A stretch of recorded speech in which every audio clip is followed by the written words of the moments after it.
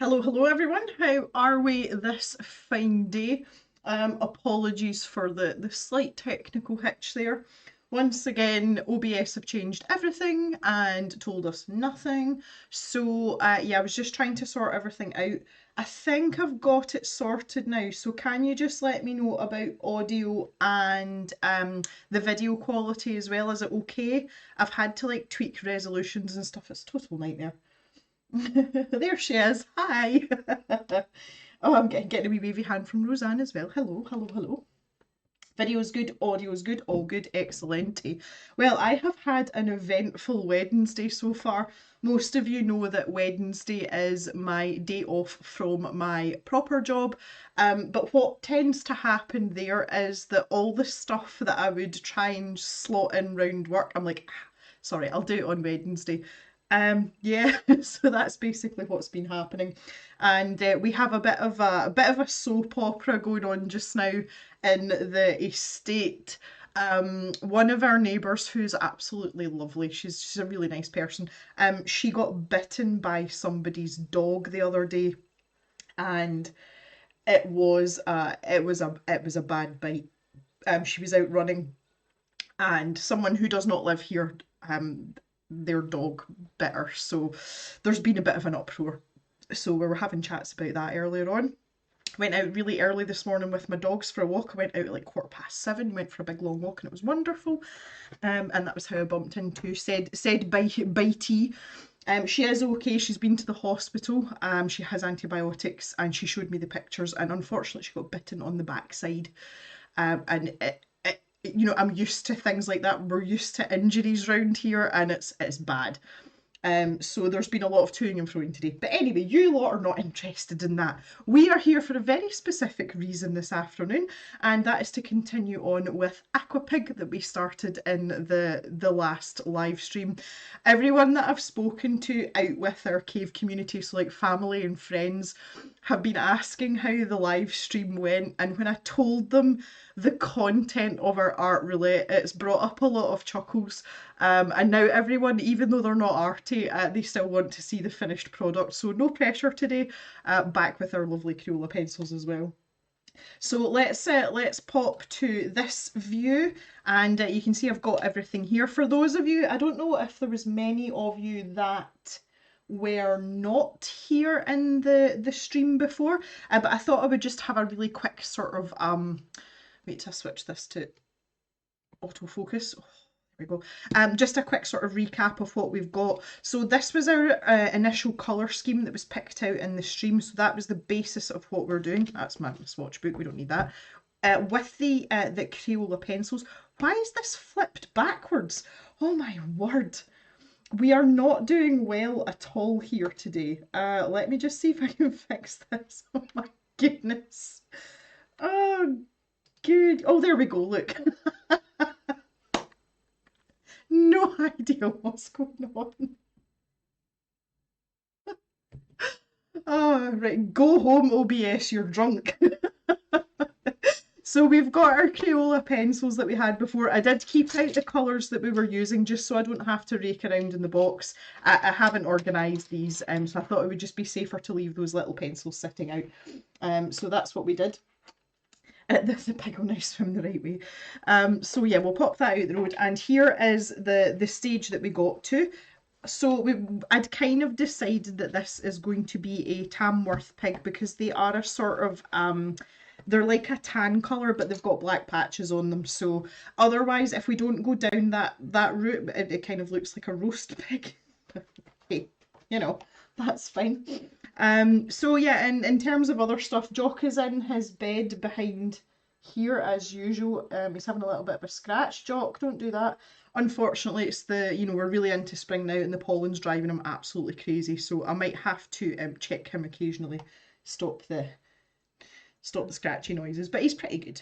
In terms of beverages today, I have half a cup of lukewarm tea, and it is in the Boss mug. So this is a pint mug, and this is kind of standard in the Gem household. So you don't want too many of these or else you end up running to the bathroom every 2 or 3 minutes. And I have this much water left to drink. This is a full day's worth. I bought this flask, thinking it was a lot smaller than it actually is. So this is 2 litres, and obviously I try to aim for around that a day, but I'm actually behind. But when I'm doing these streams, my throat gets really dry, so I'll probably tank through a fair amount of that while we're here. So I just want to get stuck back in. And I've got this back foreleg to do. I just like to say arm. So I want to get that out of the way. Jock, stop it. And then we're going to get started on the stripy bathing suit, I think. But I would like to think that we'll get this finished today. I am able to run on a little bit past 5 o'clock, but not much. Again, just stuff to do, the usual. The really important thing that I've got to do later on is the calving situation has slowed right down to a crawl, and this always happens. So we've got 25 cows left to calve. And Mr. Jem told me at lunchtime that somebody was looking like they were going to have a baby. And I just saw him there before I jumped in here. And she is having her baby as we speak. So I will need to go out to the shed later and see what we've got. And if everything is all well and right and baby is clean, I'll take a wee picture. I'll post it up on the community tab for you because I know you all like a new shiny baby. Yeah, still 25 to go. Oh. 25 to go, yep, it's still quite a lot. It's not a lot in comparison to the herd because we've got like 120, which is still quite a small herd, but there was a huge chunk of them that calved. I mean, at one point we were calving 6 cows a day. That's a lot of new babies to deal with in one day when there's only, 2 or 3 people.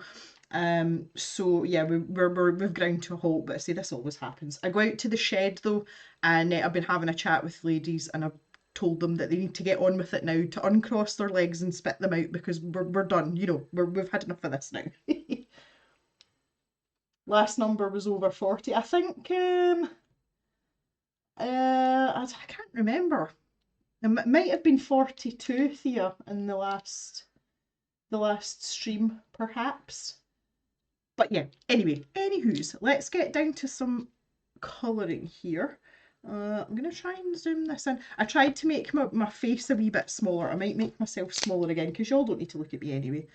I have slight shed hair today. It's not bad though. It was more windswept and interesting this morning when I was out early doors. Okay, so for the skin, if you recall, we were using these 3 pencils here. So we've got the Harvest Gold as the base colour, and then we had the light brown colour as kind of, so that's a fair packet, it's fine. So many babies and mums, yes, oh I know. So let's just see where we're going here. I think I would need a wee sharpen as well. So who have we got in the stream? I see Christine McDonald. Hello Christine. Your parcel went out in the post today, just so you know. So hopefully it'll be with you fairly speedily. The mail to the US is pretty good from here most of the time. If you are mid or east coast in the US, the parcels tend to arrive around about a week, sometimes maybe 10 days. So hopefully you'll get your goodies soon. Right, that's a wee bit better. These ones. Oh, we're disconnected. Oh no, what's happening?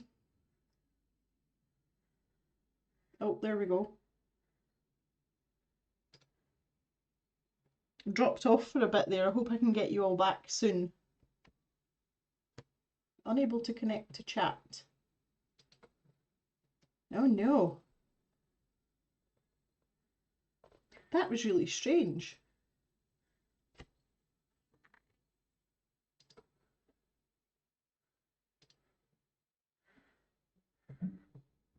Wonder if we can get back connected here.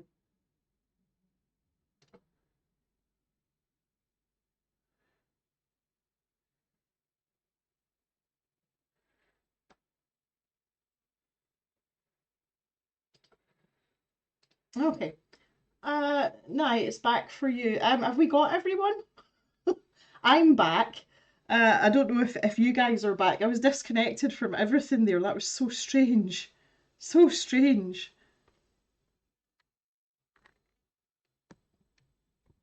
Right, I'll put it back on manual focus there. Right, let's get a move on then.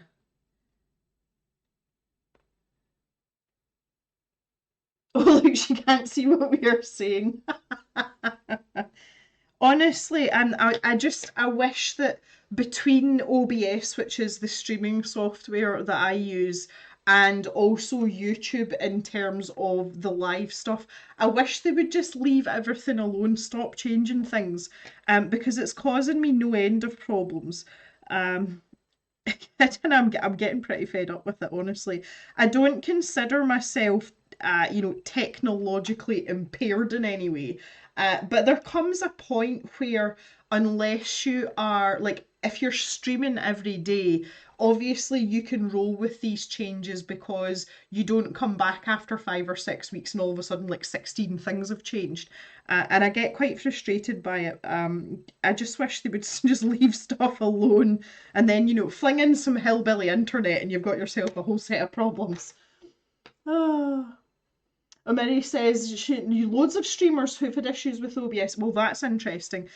One of the things that I have, one of the things I really wanted to use but I've had to disable is there is a function in OBS that if you're streaming to YouTube, you can put your YouTube live chat actually up as like a sidebar on OBS. Now my OBS screen, I explained this last time. So the camera's here. I have a screen here just off to the side, which is where OBS is. And then I have the YouTube live up on my laptop, which is here. And obviously when I'm reading the chat, I'm round here because it's it's on the furthest away side. So I was quite excited about having that chat bar up on OBS because it means I wouldn't have to swivel around so much. But the minute I tried to use it, basically OBS just threw all the toys out the pram and I couldn't do anything. So I had to disable it on the last stream, which is a real shame because it's something that would be really useful to me. So I'm not. I think they are trying to improve it and make changes for the better. It is free, it's an open broadcasting. That's the whole point. That's why it's called OBS. But it seems to be causing problems and making things more complicated than they actually need to be. So I'm not sure about that. Now you think that by 24 things like that would be more stable. They just need to stop tinkering with it, I think. I'm still trying to decide what I'm doing with these trotters. I mean, really, they should be very dark, but I think we'll come back to that because I get the feeling that I want to add more because I feel that the lightest areas are still a wee bit too light. So I would like to build up some colour and I might darken down those trotters. Perhaps, maybe. But the one thing I will say about that is sometimes it's better to wait until you've got your other colours in so that you can see, because everyone knows that when you have other colours adjacent, it can affect how your eye views things. And it's a contrast thing. So I'll probably leave that as is yeah, for the time being. Let's switch over to our pinks and purples. And we'll do some bathing suit stuff. So, oh, Nikki's got snow. Oh, I thought you were past that stage, Nikki. I'm so sorry. It's not even snowing in Scotland or even raining. We're very lucky. It's very dry here just now. It's like the first of the good weather. Right, chat. I'm going to put up a poll, and I want you to tell me if you would like a stripy bathing suit or a one colour bathing suit with, like a little bit of piping. I will leave that up to you in the spirit of how we started this image. Piping or stripy?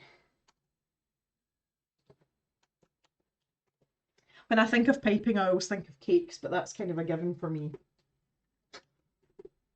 Not because I like cakes, but because I used to be a pastry chef. Actually, not that bothered about cakes. Right, so if you guys could give me your input. Apparently there's 22 of you here, so I would like some of you to help me out. Sunshine in Leeds, Sue. Hi, nice to see you. You must have tiptoed in as well. Sunshine in Leeds, is that a thing?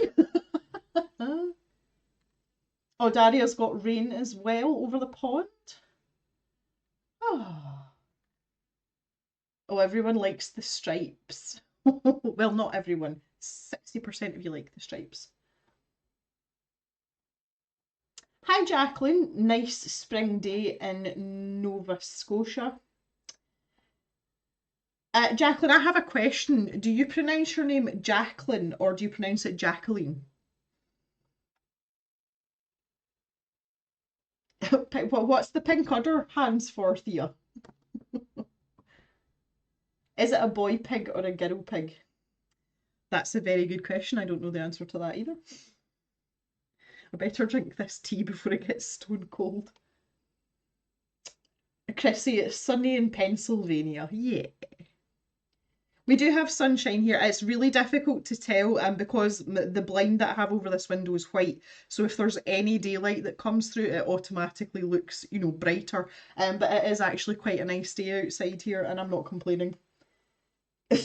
Just waving hello to everyone. Hello. That's funny. Oh, Terry, you're in Tennessee, are you? Are you visiting your family?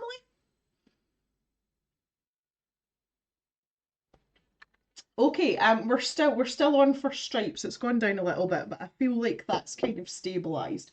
Okay, so stripes it is.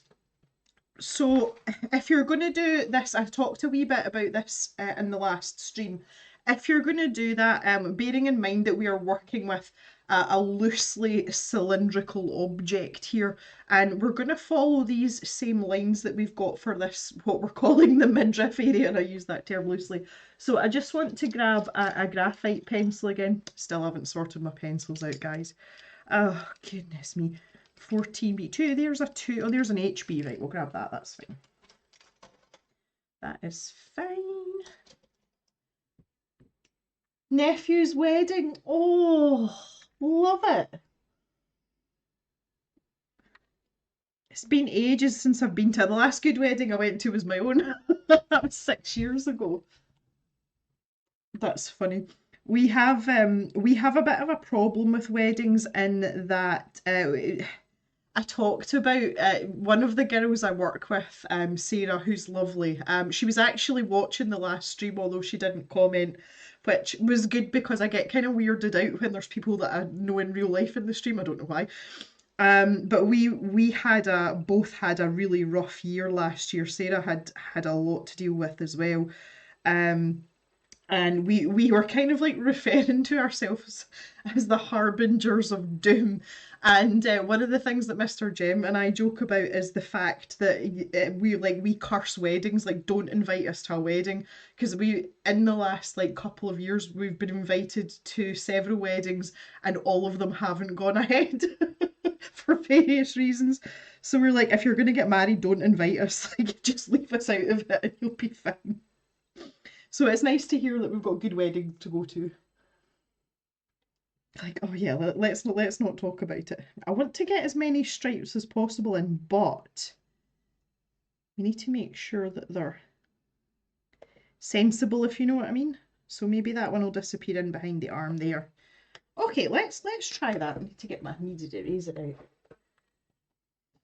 Yeah, so in fact, yeah, that's a really good point. It was something that I talked about ages ago, and it never sort of came back up in conversation. Some of you will remember that my best friend, who was my bridesmaid at my wedding, she was getting married, and I was going to be a bridesmaid, and their wedding never happened.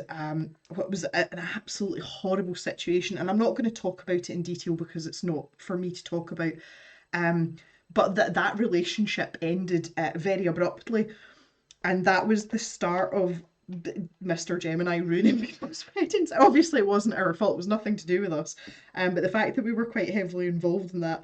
So we have a friend now, and he's a friend from the last cave, the farm when we stayed up further north, and they're getting married next May.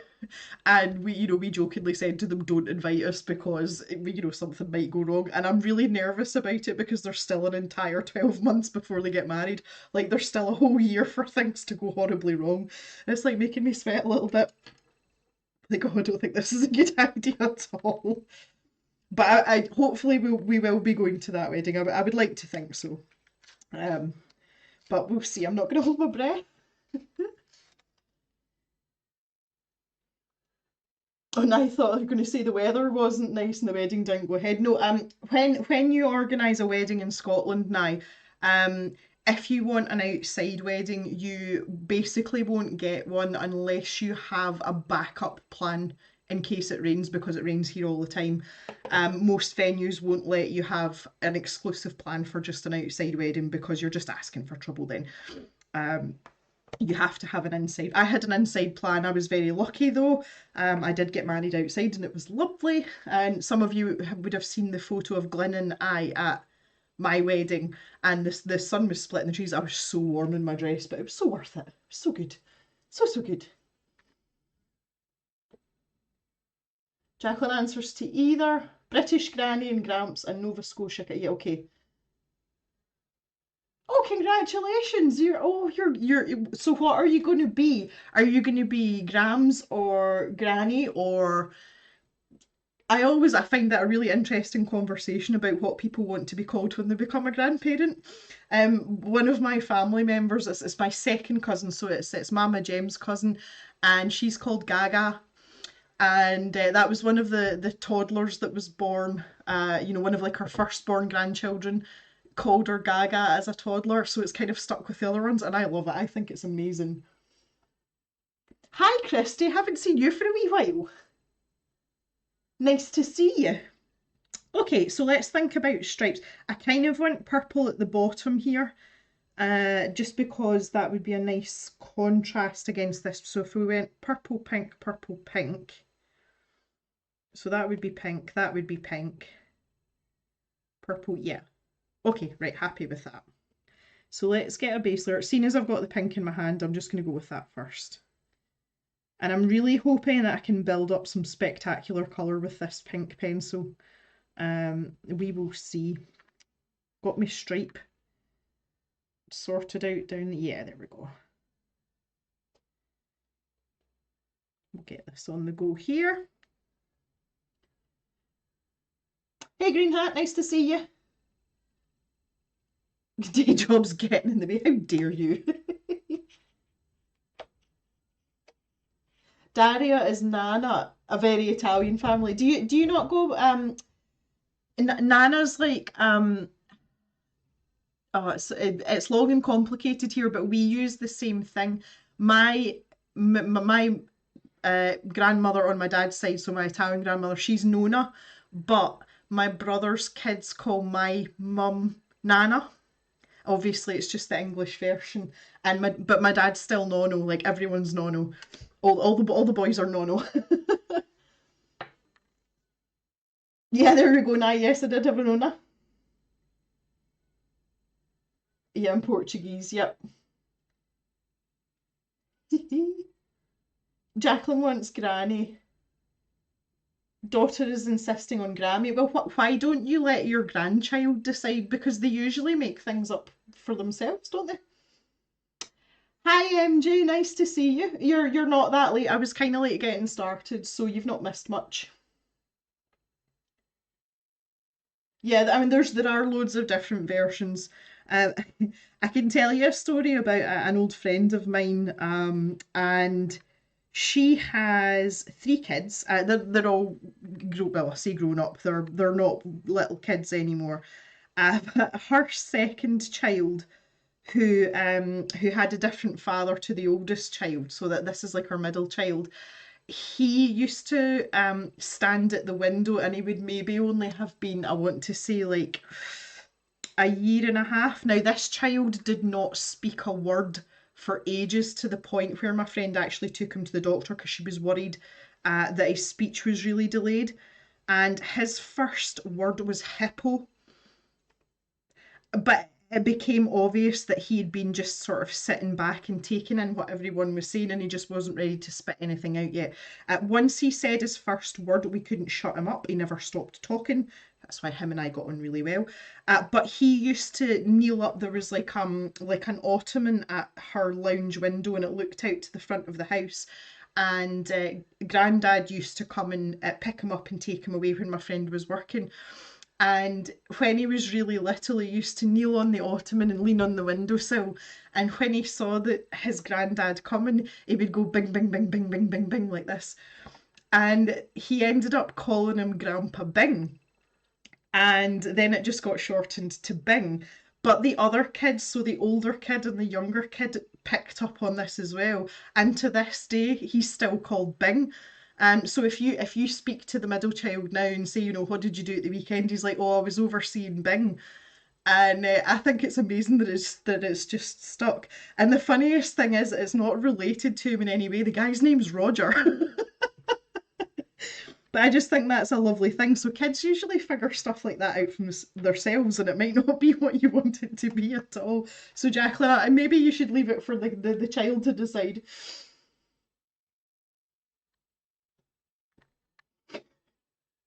Thea's mum's called Phone Granny. Oh, jeez. Hello, Artsy Endo. Nice to see you. I'm glad you came in too. That's nice. It's actually it's a fair bit busier than I thought it would be, guys. Because I didn't really publicise this outside of off the back of the last stream. And sometimes I put a social media post out the day of, and I haven't done that today because I've been running about with drama and walking dogs and things. So yeah, I'm quite happy that you're all here. We're doing well. So yeah, it's funny what kids end up calling their grandparents. My mum, so like Mama Jem said to me that if Mr. Jem and I ever have kids, she just wouldn't want to be called Granny because it would make her feel old. Um, but she's Nana to my brother's kids, and obviously Mr. Jem and I don't have any kids. But it's funny though because when we talk about the dogs, my mum will say, "Oh, your old granny," meaning herself. So I think that that's quite ironic, but never mind. But I actually really like, we kept a lot of the lesser Italian traditions, not the religious side of it. I personally am not religious. But we kept a lot of kind of like weird little family traditions, and I'm really glad that my dad's still nono. I think that's a nice thing to have from my lineage. And when I'm talking to my nephews and my niece, I will always talk about my dad as Nono. I don't call him my dad or your grandfather. I always say it's just Nono. It's almost like a name in itself. So yeah, I really like stuff like that. It's cool. I feel as if my stripe's a bit, because this purple one doesn't really factor in. I feel like I want to pop a tiny bit in there. Just add it on, it'll be fine. Let's see, we can tidy this up a wee bit. I want to go gently here because I really want to build this up. And as I said last time with the Crayolas, we've got to be patient. Something I'm not very good at, but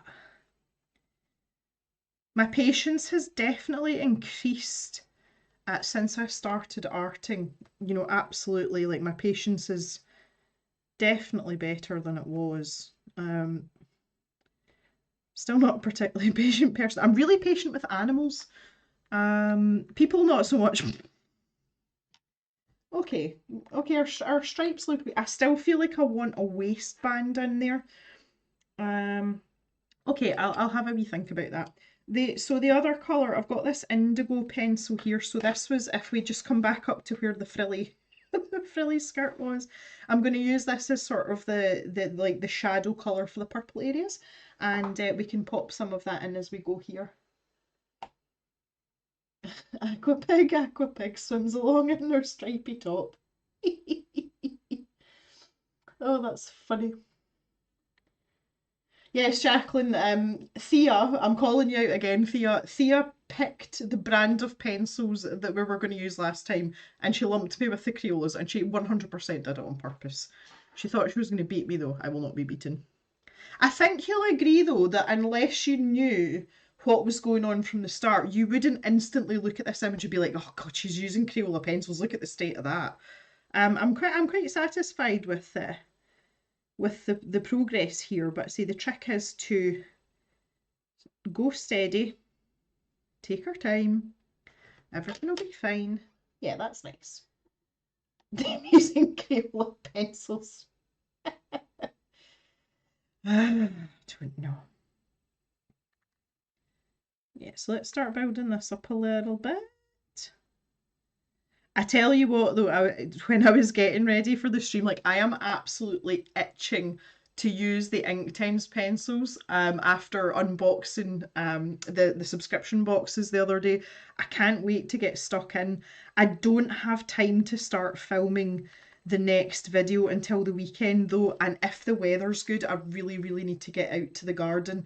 Um, this house, you know, since we've moved, this is like a tumble down cottage, and we're having to do quite a lot of work. And every time we turn around, something falls down or falls over or breaks. And we've been waiting for a weekend where we can get outside, where we're both free. This is Mr. Jem's first weekend where he's going to have a little bit of time to, you know, to be at home and be present, sort of thing. Now that we've got a new employee, so he's going to be starting to work weekends, so that has to take priority. But I really really want to film my Inktense video instead. Oh,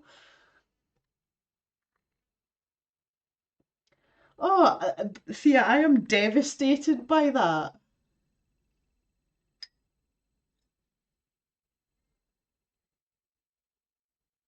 I'm just looking back a bit in the chat there, and Sue said her sister Angie is called Nanji, as she didn't want any of the usual names for Nans. I absolutely love that.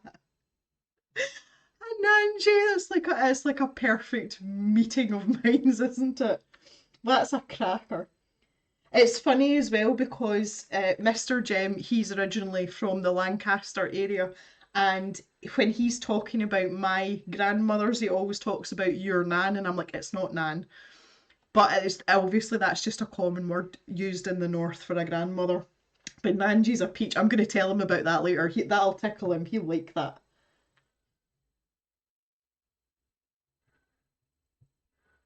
It is, isn't it? Well, the other one that I really like is, I don't know if you've ever heard the phrase nibblings.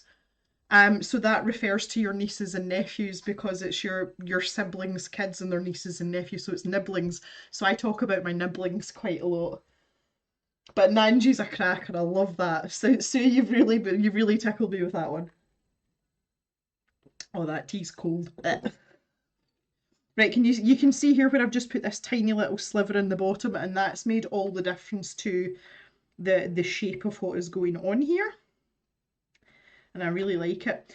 I'm kind of, truthfully, I'm feeling kind of lazy with this as well because you have expressed an interest in having this as a sticker. I've kind of got that mindset of, I can fix it in Photoshop. And I really need to not do that because I get so frustrated with Photoshop. Like, I hate it. I hate using it. It's not nice. One thing I am working towards, and it's going to be much later in the year, is I'm actually saving up for an iPad Pro. I would really like to try Procreate now for adjusting things like this. In years gone past, it didn't play well because Apple are renowned for not making things compatible. But apparently things have changed quite substantially now, and if you do something on the iPad, it's much better at talking to printers and PCs now in terms of, you know, like transferring work over. And I would really like to try Procreate and see how I get on with it because I struggle so badly with Photoshop. I mean, I do enough and I know enough to get by, but everything is just like an uphill struggle for me. And a lot of people have said that Procreate is much more intuitive. If any of you use it on your iPad, I would love to hear about it because I'm quite set on it. The other reason that I want to get an iPad is when I'm packing shop orders. Most of you know by now, the shop and the packing station is this part at the back here. So those shelves house all the bits and bobs, and then I've got a desk that sticks out there, and that's where I sit and package everything up. When I'm printing off the shipping labels, I have to toddle back round here, and look at everything on the laptop. So having an iPad there means I can just toddle over there with it and I can do everything and I can stay over there. So it is going to be multi-purpose. Um, it's quite a big investment though. So you know, I've been kind of like I've been thinking about it for about 2.5 years, but I've decided the time figures, so it's not just something I'm going to buy on a whim. Okay, underneath here, I need to try and add in more indigo without obliterating the purple colour, because this is going to be mostly in shadow because we've got the shadow from the thigh, but also that is obviously the underbelly, so it's going to be dark too. So I'm going to alternate between the indigo pencil and the purple and just try and layer this up so that we don't go too much into blue instead of purple, if that makes sense. That does make sense, doesn't it? Let's see what we can do here. It's good.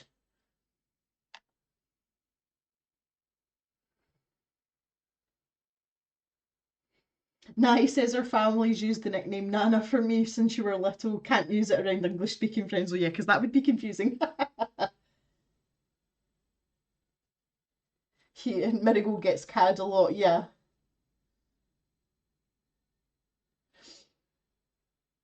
And Christine is shortened from Bambino to Bino. That's funny.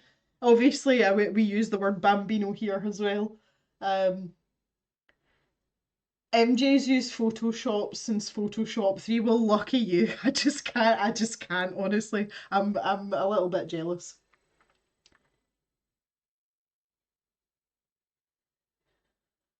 Ulrika, hello, hello. Nice to see you. Just popped in.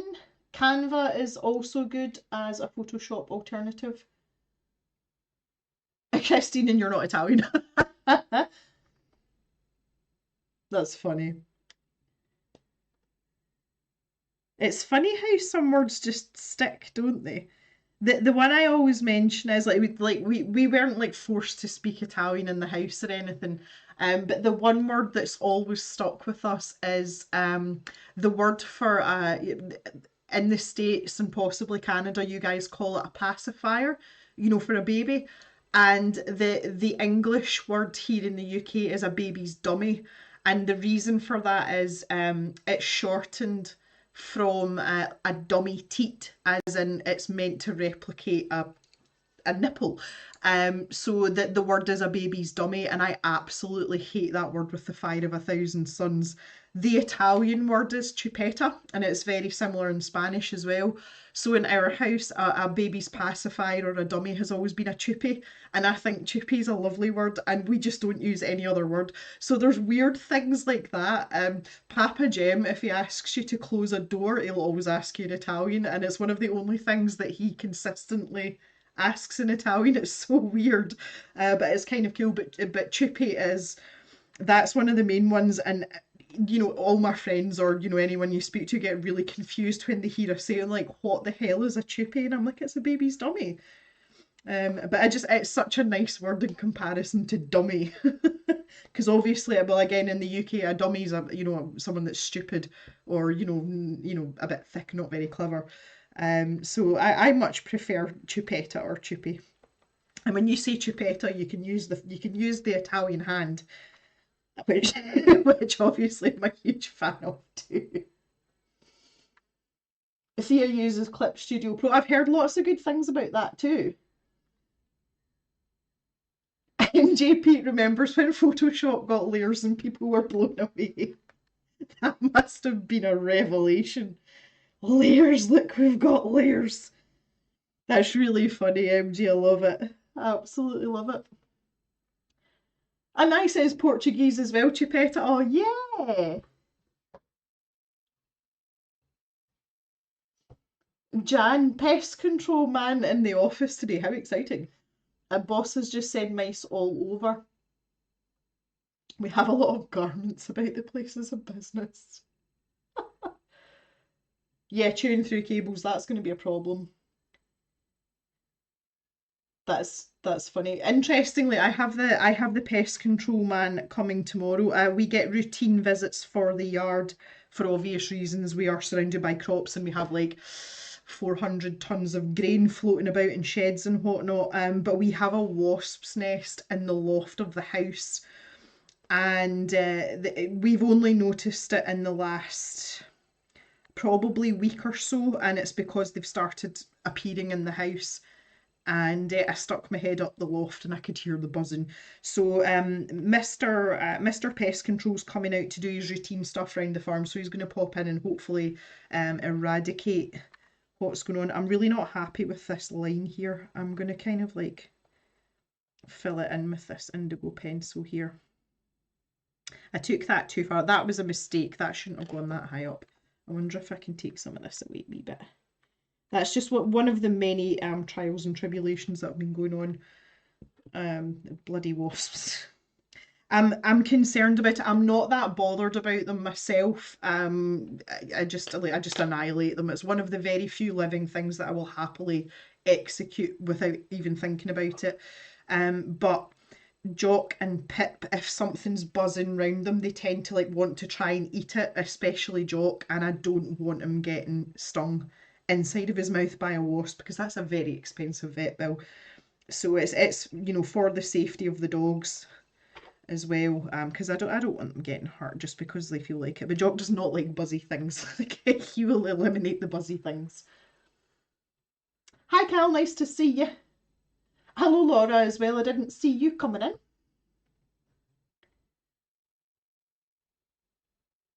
Yeah, lots of wasps. Well, I'm pretty sure wasps are a giant nope anywhere, and they're big though. Like even for Scottish wasps, these things are huge. So I am quite happy to dispatch them when needed. I've kind of got this side is too thick here. I'm sure you can all see that. This line here is too far over. That's something I'll probably correct in Photoshop. But we'll just go with it. I've got too many layers of pencil down now to worry about it. So, and this is actually quite a good thing. Like sometimes you just have to let things be. If it's not reversible, just accept it and move on, and you've learned a lesson for next time. But that's something I will definitely tidy that line up in Photoshop, and I know how to do that without having a hissy fit. So that's always something.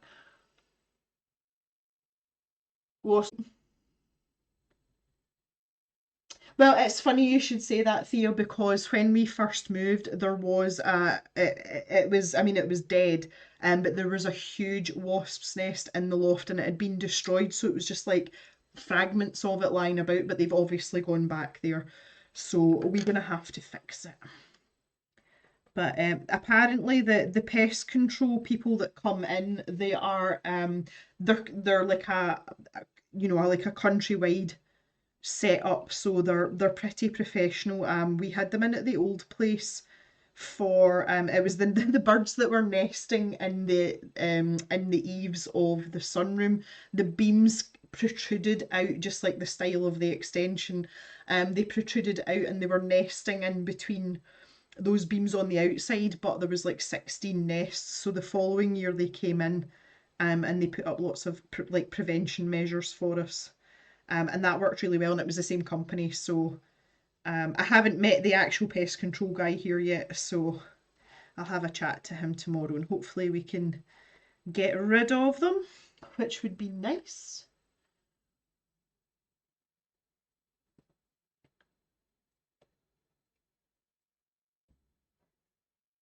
Cal had a little nest in the garage once, popped a jar over it, twisted it, and took it to a wooded area nearby. Oh, no, I don't think like that this thing's like the old one was bigger than my head. It was huge. So not even gonna attempt it myself because I don't know whether they've built on what's there. Like I haven't been up. Mr. Jem said he's gonna stick his head up tonight, and I'm like, that's a terrible idea. But we'll just let the professionals deal with it because they're contracted for the farm anyway. So one of the perks of being in a tied house, there's not many, but that is one of them. Jan says your pest control guys don't fancy a job down. They probably cover England. I'm just going to look that up for you right now, Jan. Hang on a wee second, because I find them to be very good. And even when you phone like a central number for like the customer service type thing, they're always super good. Hang on a wee second. I'll just see if they only cover Scotland. See, you're getting extremely good service.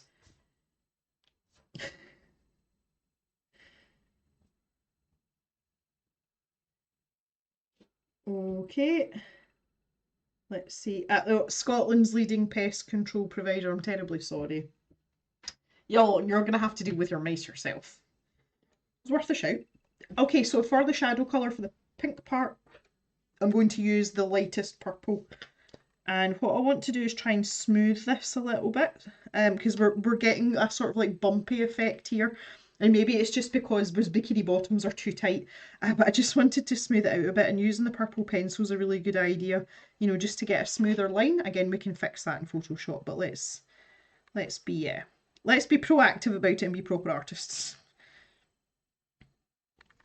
And again, the same thing again, I don't want it to be too purple, so I'm alternating between the pink and the purple pencil, just so that we get a nice balance of the two colours there. That's probably about as dark as I would want it though. I do need to try and blend this out because I've got a very distinct line there, so let's try and blend this out a little bit. I'm kind of reaching the limits of the pencils here though. That's still quite a deep and nice colour though, I think you'll agree. Oh, people are losing the stream. Oh, goodness me. This happened last time, guys, and it seems to be the people that have adverts come up in the stream, and when the adverts come in, it just all seems to fall to pieces. I'm looking at the stream health. I've mentioned this before, but on YouTube we've got like a separate screen, and it tells you if you like how many dropped frames you've got or whether the stream is disconnected. And the stream status is excellent. And the last notification I had is literally just now, and it's talking about the bitrate, which I know is fine because I fixed that last time. So yeah, I'm really sorry about that, guys. It's just something that I can't control. Again, YouTube, they keep changing things, and it seems to be that they're not. It's causing more problems than good for some people. It seems fine now, says Jan. Okay, good. Right, let's carry on here. Get some more pink down. I really like this pink colour. Not usually a huge fan of pink, but this is nice. If you remember, this was Jazzberry Jam. Get this going. Oh yeah. These pencils actually feel really nice on this paper. Again, someone had asked in the last stream about this sketchbook. It's the Leuchtturm. Obviously it's the big square one, but I like the paper in this. It seems to be quite a good middle ground. However, I'm leaning more towards pencil and gouache just recently. So I think I mentioned this before. Do you remember when we did the cover page in my new watercolour sketchbook? I've got it just here. I'll bring this in just to show you. This one, and we did the front page in here. I've tried penciling these before, and I actually quite like the way it goes down. So I'm actually considering just switching once this sketchbook is finished. I've still got a fair amount of paper in there. I've still got quite a lot to go, but I think I'm just going to go to one sketchbook. I've enjoyed this big square format, but it's made me realise the amount that I actually use a sketchbook, which to be honest isn't much anymore. I don't need such a big one because it's a pain in the ass to haul about as well. So I'd be happy to go to like a smaller format. Unfortunately, the sea white ones, the square one's just a little bit too small, but I might just go into that one that I've just shown you and just use that, you know, as a catch-all. The only thing that they don't take well is alcohol markers, but we kind of know that that's a thing anyway. If you're going to go with alcohol markers, you either have to expect the bleed through, or you have to have specialised paper. And again, smoother paper is better for stuff like that, especially if you're like me and you use a lot of brush markers.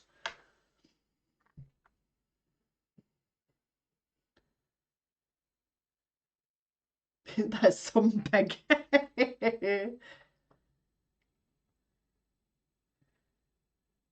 The Jack Daniels cover. That sticker came, Cal. That was actually Terry, who's in the stream. She has family that works at the Jack Daniels distillery, and they sent me that over. And just because it's a black cover, I thought it went, like it fitted in quite nicely. So this is the only sketchbook that I have that doesn't have a llama sticker on. Instead. Um, so yeah, there you go. Oh, people are having problems. Thanks for stepping in, everyone in the stream, and telling people to refresh. It seems to be an ongoing thing with YouTube. Again, this was happening last time, so I'm really sorry, but say there's nothing going on. My stripes are so skewed, it's untrue. I don't know. I don't know. This might be past the point of fixable in Photoshop, but I'm sure we'll find out in due course. I love the combination of this pink and purple down here. That's really nice, though. Yeah.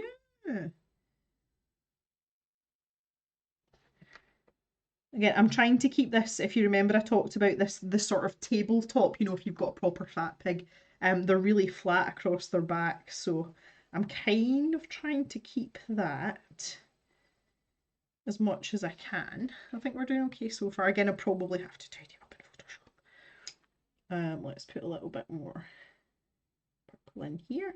So again, this is the royal purple. I'm really enjoying the texture of these pencils on this paper. It really kind of sticks to what I like. Because one of the reasons I like using coloured pencil is because you get this kind of slightly like almost mottled texture, and for some reason that just really appeals to me, and it's part of the reason I like to use pencil. So I'm glad that that's happening, even though Crayolas wouldn't be my first choice in pencil. I'm glad that that's happening in here, and I think it kind of like adds to the charm of the picture as well. Because there, when I draw something in coloured pencil, I'd never ever try to get away from the fact that it's coloured pencil. It is coloured pencil, and that's why I'm doing it. So I kind of want to embrace those characteristics. Whereas some people like a really sort of, they'll use blending solutions or whatever to try and get it really smooth. And I'm like, well, you could just use markers. But that's just a preference thing. There's no right or wrong with that. But I love this. Like the texture of the pigginess is. I am really happy with it. I just want to try and get the colours to be as rich as possible. And this is where I feel that the Crayolas fall down. Obviously you get what you pay for, and these are not artist grade pencils. And there is only so much you can work away, but I would like to think that we can work away enough to, to make it look fairly decent. And I think we're okay so far. I think we're okay so far. Oh, Sue's away to get ready for brownies. We'll see you later, Sue. Hi, Michelle. Nice to see you as well. Everything is fixable in Photoshop. Yeah. So you should thank Thea. No, she's definitely not getting any thanks. Don't get ahead of yourself, Jan.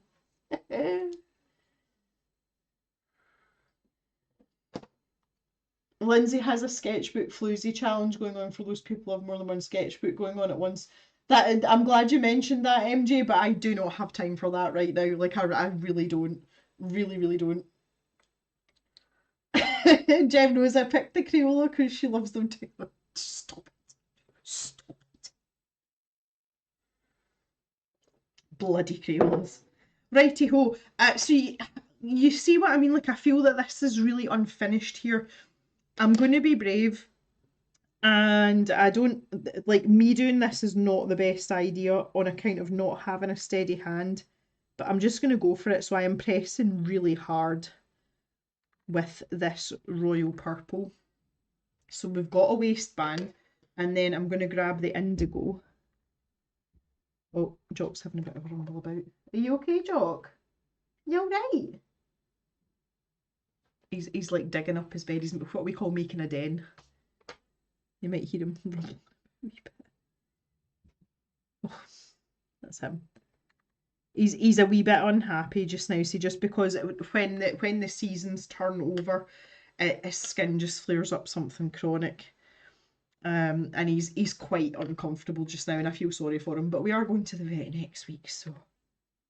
Right, I'm just taking my kneaded eraser in, and I just want to lighten up that top part a wee bit there. Not the pink though, I can put that back in.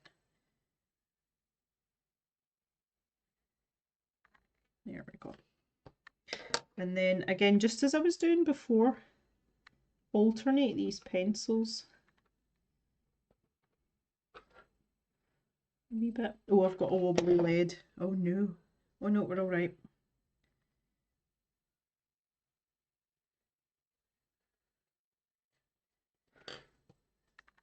See, I think that's much better.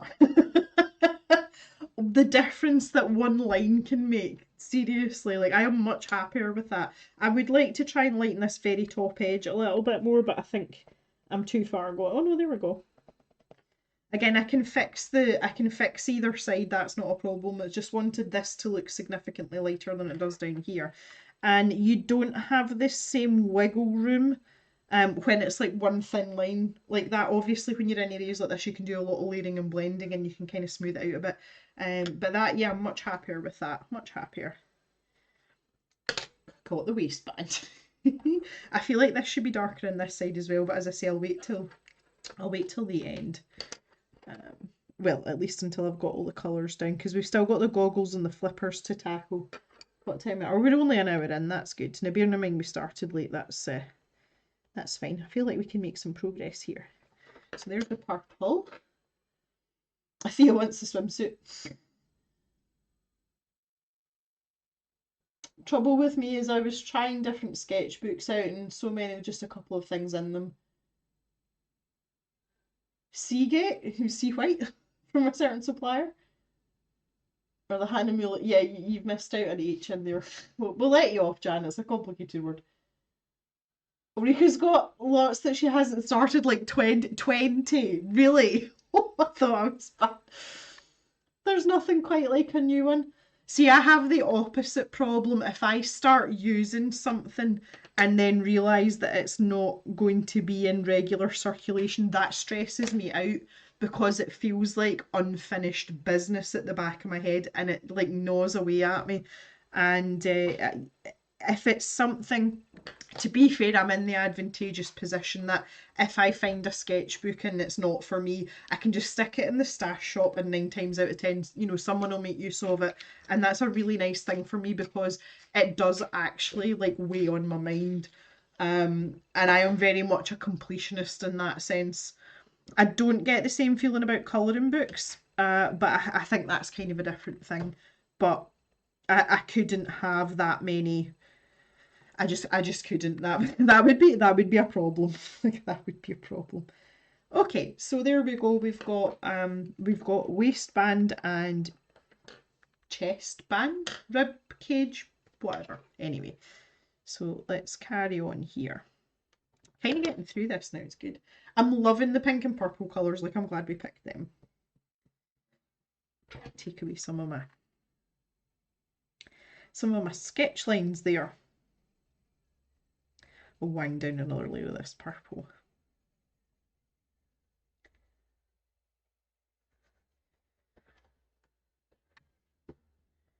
Maybe another one. Just very, very slowly, very gently. I keep going. It's nice once we get a bit further over. I've now got this as like my reference stripe. Everybody needs a reference stripe, which is nice because when you're working in little increments like this, you can get it just like chef's kiss perfect. As long as you take your time. Yeah. I'm kind of starting to really love this pig.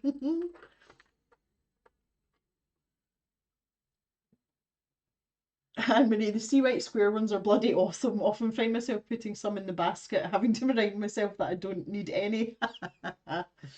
It's like all the sketchbooks.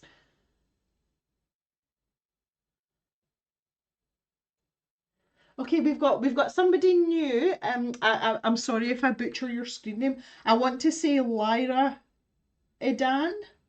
Has said love a good square sketchbook. Not tried the sea white though. Oh, they're good. They're very very good value for money is how I would describe them.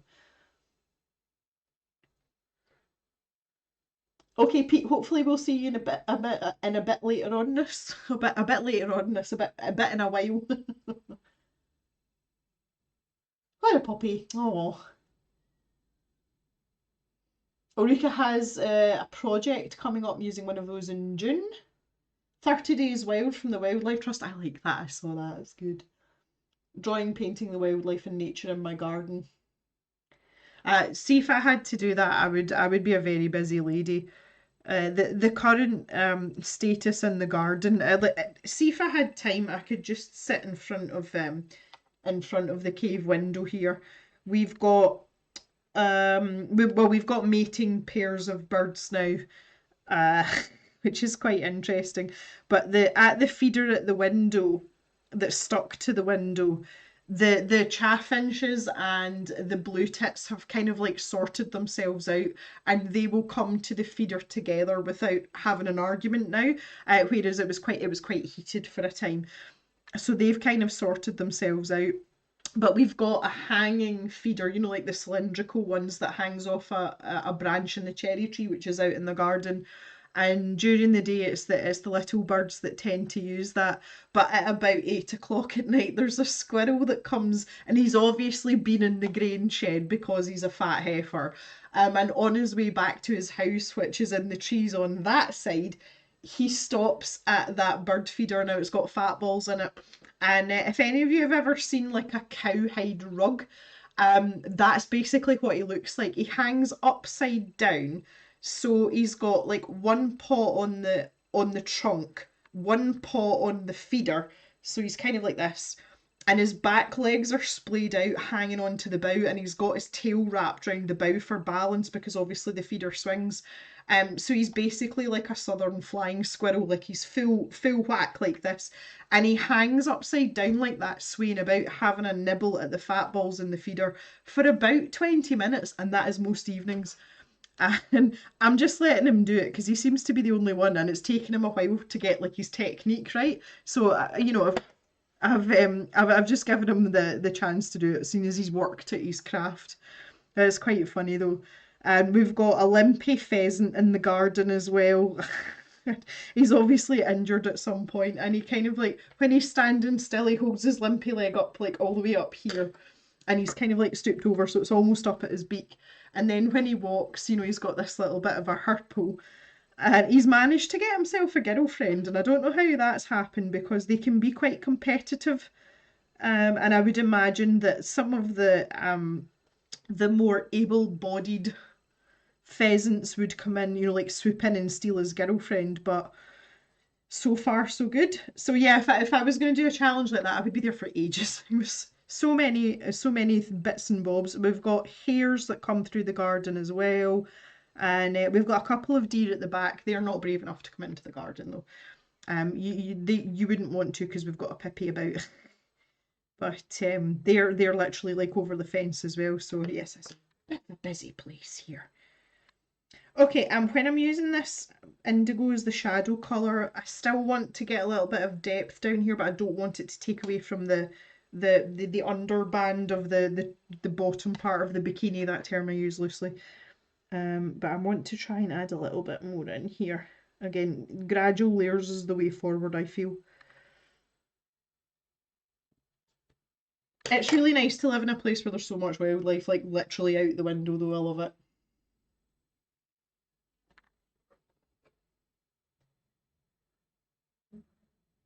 I've missed a lot of stuff here. Um,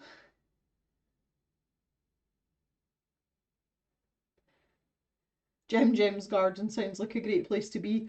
Well, yeah, yeah. Then he's got a bunch of pheasants who repeatedly nest in the grounds of the flats. They've had three babies, and oh, that's funny. Occasionally next door's chicken. Oh no. Everyone deserves a girlfriend, even an injured pheasant. Well, I mean, he's a fairly handsome fellow. He's got lovely plumage, so who am I to judge? He's and he's not obnoxious either. He seems to be fairly tame, so I don't know whether he was one of the babies that were brought in by the gamekeepers last autumn. So he's used to being fed kind of thing. He's not tame or anything, but normally pheasants, the minute they see a human being, they panic like hell and then they squawk and fly off. But he doesn't seem to do that. And I don't know whether his foot's kind of like impeding him a wee bit. But even when Pip's outside, as long as she's not really close to him, he doesn't try and fly away. So I'm quite happy for him to be, kind of like chilling out and hanging out in the garden. It's not a problem. He's not causing any problems, so he can stay. Okay, I'm not convinced how well this is matching up with this. But again, you need to have the contrast colours next to it, and that really shows it up. So I'll just head on over with the pink. Now I'm going to have to get a really good shadow line here as well, under this arm, or else this is just going to kind of melt into the pink colour, and we won't be able to differentiate. Let's get working on this. I brought that shoulder curve with the flesh colour too far around as well, so we're going to have to fix that. God, can't do anything right, guys.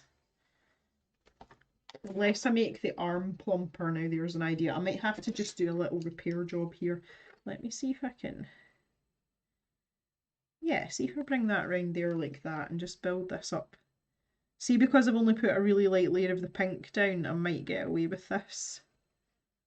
And this is why it pays to use light layers.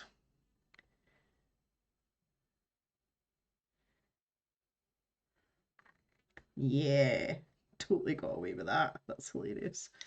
I just don't have enough of that harvest gold down there. Full stop. So that's the top of the shoulder, and then here is like the flesh part. So again, I'm going to put in, we're talking about that little, the sort of waistband type.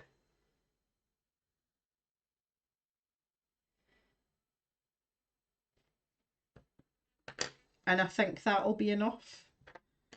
I think.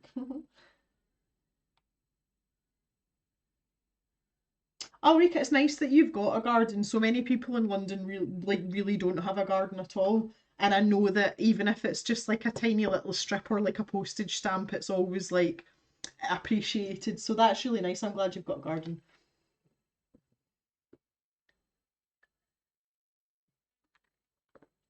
Yeah, mallards as well. Angela says reminds me of a swimsuit from the 1920s. Well, yeah, I was thinking like something that my gran might have worn when she was young. Laura's got a seagull that keeps stealing all the bird food. It's crows with us. I keep having to chase the crows. I'm still persevering with this tea. I don't know why I'm bothering. I should just drink that water.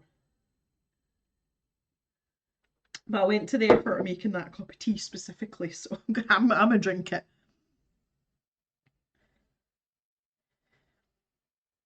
Yeah, I think for someone like me that lives in the country, I do take the sort of wildlife for granted. We don't think anything of hares hopping through the garden or having to brake for a stupid pheasant because they've got zero road sense. Like it's just, you know, it's like seeing a cat walking down the street on the pavement. It's like, oh, there's a cat, and we're the same. But when you realise how much wildlife we have and how busy it is, and I've noticed that specifically here, there's a lot more wildlife adjacent to the house than there was at the old farm. Everything was just that little bit further away. And they seem to have no fear here, which when they're with us, that's fine. Unfortunately, we've got gamekeepers, so but we are actually having to do a little bit of pest control with the crows because they're destroying crops and one thing and another. And most of you will know Mr. Jem goes shooting, and it's a point, it's part of the farmer lifestyle in a way. But personally, I don't agree with shooting for sport. And it's one of those things that we've had to just agree to disagree on. I will happily, well, I wouldn't say happily, that's probably the wrong word. I understand the necessity for pest control, though, specifically for us for crops, and I'm not above getting rid of animals in that sense if their population is becoming a problem. And the crows are, they're starting to annoy me now because well, there's several reasons. They're greedy for a start, and I feel like they're kind of goading me a little bit as well. But what's happening is the tiny little birds, so like if you've ever seen a coal tit, they're like this, they're tiny little birds. They're smaller than blue tits, and when they start to nest, the crows go in and eat the young out of the nest once they've hatched. Now, there is absolutely no reason for them to do that because crows will eat things like grain. We have hundreds of tons of grain in a shed that they have access to, even though we don't want them to. There is no need for them to go in and steal babies out of a nest. They're, I'm like, come on. So if that's what's required, that's what's required. But I'm starting to get really annoyed with them, and I'm like, right, okay. And Mr. James, obviously we have guns in the house as well, very, very strict in Scotland. And Mr. James like, yeah, well, it's fine. We'll just get you your shotgun license. And I'm like, what? Because I'm gonna pop off a few crows. I'm like, nope, not doing that. But yeah, we are actually gonna have to do something about them, because there's hundreds of them. I don't know if you can hear that if the mic's picking that up, and my little birdie friends are back at the feeder like last time. It's them like pecking away. It's so funny.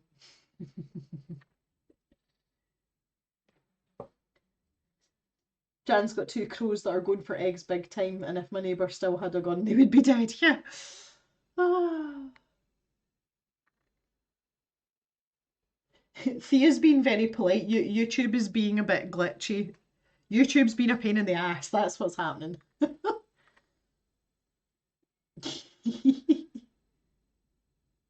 Yeah, the crows are. Oh, the crows are just. Thea, I will not be filming me taking care of any crows. No, thank you. I don't know, and I'm sure we've got some viewers in the US here, and I don't want to pull out a stereotype, but by nature, a lot of states in America are much more comfortable with guns than the likes of people in the UK. When I pick up a firearm, it, it's one of those things that when I hold it, the only thing that's in my head is this is a piece of machinery in effect that was designed to hurt. It was not developed or designed for any other reason other than to destroy or injure. And like I have a bit of an issue with that. And Mr. Jem's like, and he still asks me, we've been together for 12 years, and he still says, oh, do you not fancy coming shooting? And I'm like, no, like I really, really, really don't. It's just not like it doesn't sit well with me, and it's not because I've made up my mind on this moral high ground. It's something like very primal. And if someone puts a gun, if you've never held a gun, when someone puts a gun in your hand, it is a cold, dead, heavy weight, and you like there's something really sinister about it, and it just yeah, I'm still kind of like weighing that up in my head. But then I think about crows and I'm like, yeah, do you know what? So take from that what you will and judge me how you will, but that's just kind of the way I feel about it. Um, and I appreciate that people see it differently, and I'm okay with that too. But just for me personally, it's not a subject I take lightly. Obviously, the culture in Scotland and the UK as a whole, we are so strict on gun laws, and I'm kind of glad for that, honestly. Nicky's got blue jays. They eat the cat's food. You threaten them with death, but they don't listen. I don't think the crows would listen to me either. I don't think the crows speak angry Scotswomen either. That's probably half the problem. Marigold's been shooting. Well, that's the thing. I'm fairly proficient with a bow and arrow. I have never killed a living thing with a bow and arrow, although I probably could as long as the wind speed was okay. Doesn't mean I want to do it. Like, there's nothing in me that wants to do it, if that makes sense.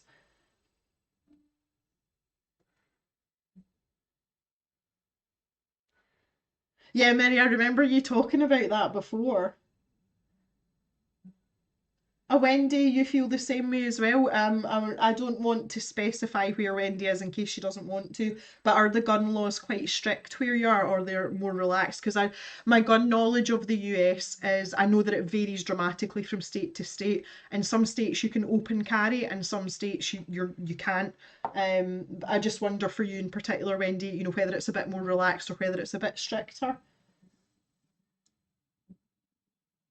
Do scarecrows actually work? We scarecrows, not really. Crows are clever. Like they realise that it's not moving, it's not an actual human, and we use gas cannons. So it's basically about. I'm trying to think of something to compare it to size wise. It's probably about the size of a wheelbarrow. Um, and it has got like a set of front wheels on it, and you connect a gas canister to it, and you can set a timer or you can set a motion sensor on it. So when the crows come down and land on your crop, it lets off this almighty boom. Now if you're sitting quietly in the cave colouring, you jump about 16 feet in the air, but obviously that scares them off, and if you do that repeatedly, that's much more effective, but they're very intrusive in the audible sense for anyone that's living round about them, but they work much, much better than actual scarecrows. If you keep moving your scarecrow about, though, one of the things that people do, especially farmers around here, crows don't like really bright colours. So, like a high vis vest that workmen would wear, if you put a high vis vest with the reflective strips on it onto a scarecrow, that's much more effective than like a traditional stuffed straw and like check shirt kind of one. The other one is old feed bags, and you like tear them so that they're ragged at the end and they flap in the wind. They don't like flappy things either because again it's movement. That's another common strategy. That's really good if you live in a windy area because obviously they move all the time then. There's loads of different ways to do it, but the crows here are smart. Okay, how do we feel about that for a bathing suit then? Do we feel that that's adequate? Um, I feel like we've done okay here so far. I'm happy with this shoulder situation. I didn't want the what I would call the strap, the bit that comes over here. I didn't want it to be too thick. Um, I think we've done okay.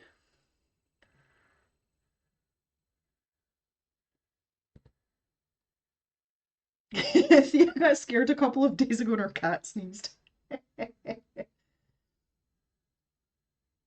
Yeah, see, marigolds farmers have got flappy reflective things. Ah. Nikki grew up with rifles and pistols. We were taught to respect them. Right, here's another viewpoint again. That this is specifically for our US participants. I'm not picking on you here. I'm genuinely interested in it. From the people that I've spoken to from the US, I have tended to find that people that grew up in a rural setting that have had access to guns are far better educated, versed, and respectful of them than places where people can open carry and they haven't lived in a rural setting. Is that inaccurate? I would love to hear about that as well. Nikki, I know that you're rural, so yeah, you you're taught to respect them. You don't mess about with them, and you don't. The main thing is like you never ever point a gun at anyone. It doesn't matter whether the safety's on, whether it's loaded, whether the barrels and the cartridge. Like it doesn't matter if it's empty or loaded. You do not point a gun at anyone ever. The only time you point a gun is when you're ready to pull the trigger. Bathing suit looks fine, Jan, just fine. Okay. Is Miss Piggy going to be a sticker? Yeah, and well, no, yeah, yeah. Well, that was kind of the the whole Photoshop chat. I don't know if you missed that, Nikki, but everyone wants a sticker. So yeah, that's the direction we're heading in. So the next thing is we've still got flippers and goggles to do. I was going to use this blue colour for the flippers. So a couple of questions here. First of all, do you want an underwater feel? Do you want me to do underwater over the top so that the pig actually is sitting in water, or do you want him or her just as they are? Because I could do like a light layer of blue over the top and put some waves and things in. But if you don't want that, do we want to use the blues for the flippers and the goggles, or do you want them to match the bathing suit? I know that's a lot of questions, but this is entirely out of my hands. This is all down to you guys. So let's get some opinions in here about the coordination of these things, and then we'll maybe narrow it down and we can have a poll to make the final decision. How does that sound? Meanwhile, I'll peruse the chat for a wee minute or two. I think I would totally wear it too.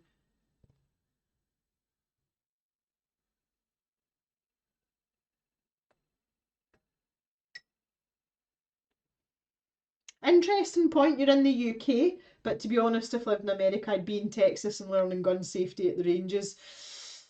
Oh, interesting. It looks spiffy, Jem. Okay, all right, Jan, that's better. Thank you. Wendy grew up in a rural setting where you can open carry. You've got shotguns. Now I would like the water. Mary says on top of the water. Okay. Add a few bubbles. Well, see, yeah, I think right here's the thing. If we make the pig underwater, we're going to kind of not cancel out. That's a bit extreme, but we're kind of like negating the work that we've done with all this coloured pencil. I would quite like bubbles. And if we have them sort of half and half, if we have like a water line here, it kind of makes the goggles redundant, and I feel like the goggles and the flippers are kind of like what's making this image very cave-esque and a bit fun and a bit silly. Um, but water was kind of part of the initial conversation, wasn't it? So Leaf says the flippers and goggles give you turquoise vibes, so you're thinking more along the blue line. Okay. Okay, blue for flippers and goggles.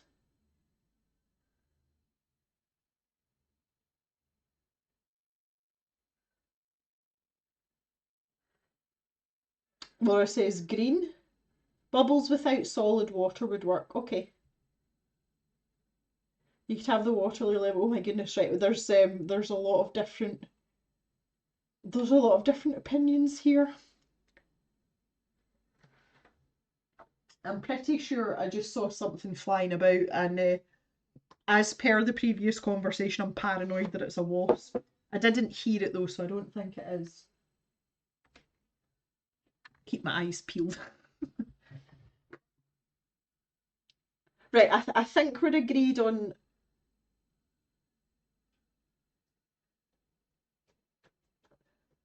most of the water on either side of the pig, and then just really like layering the body. Oh, I don't know. I don't know. Right. What about? I don't know. I'm trying to be constructive here.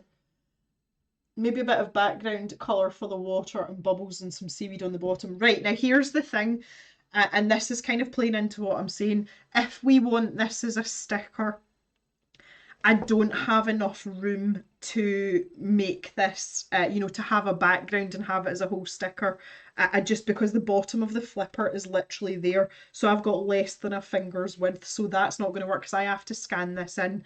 And if you're going to have a background like that, it would have to start. I feel like, especially if it's something like seaweed, like it would have to start down here. But I can like pop bubbles in wherever. Mary agrees with not okay. Okay. I know, the rendering is great, not patient enough to render like that in pencils. It's taken 6 years. I am not a patient person. I really enjoy it now though, and it's quite rewarding. No water, just bubbles. Uh, why are you worrying about real life when it's a pig swimming? I'm not, I'm not. I just want to know how I'm finishing this off. That's all. It was back to the default. Remember when we did it last time? We were talking about the anatomically correct things. It's like a default because I know what a pig looks like. Like I can't help it. Right, let's have a couple of wee polls then. Vote blue accessories. Big bubbles, small bubbles. Like I was swimming and then got bubbled. Oh my goodness. Right, okay, first things first, right, we're going to do a series of really quick polls here. So let's go colour over with water, question mark. No top layer. No, not top layer. No water. Go with that. I'm really glad that you guys are really, like you're really in for the participation part of it, which I love. Definitely. Okay, so we're into the bubbles idea then. Bubbles at the bottom side for speed. Yes, yes. Right, so oh my goodness, right, no water. Okay, so no water but lots of bubbles. And we're agreed on the fact that the flippers and the goggles are going to be shades of blue and they can match and we can use those blue colours, but I think Leaf Me's right. I think we should go into turquoise as well, just to give the bubbles a bit of dimension. That sounds really good. Bubbles for speed, yes. So good. Okay, right, no water. Okay, yep. Okay, that's fine. Let's go with that then. So we're not going to have a layer of water over the top, but we're going to do bubbles, right? So let's get on with these flippers then. So the colour that we haven't used is this blue colour, which is absolute zero. And if you remember, I had terrible trouble finding this in the box. So we'll get a base layer down here. See, I think what we'll do is we'll lean into the blues that we've been using. So we'll lean into the indigo that we've been using here for the flippers. And then when we do the bubbles, we'll pick some turquoisey type colours just to finish it off. I think that would be perfect.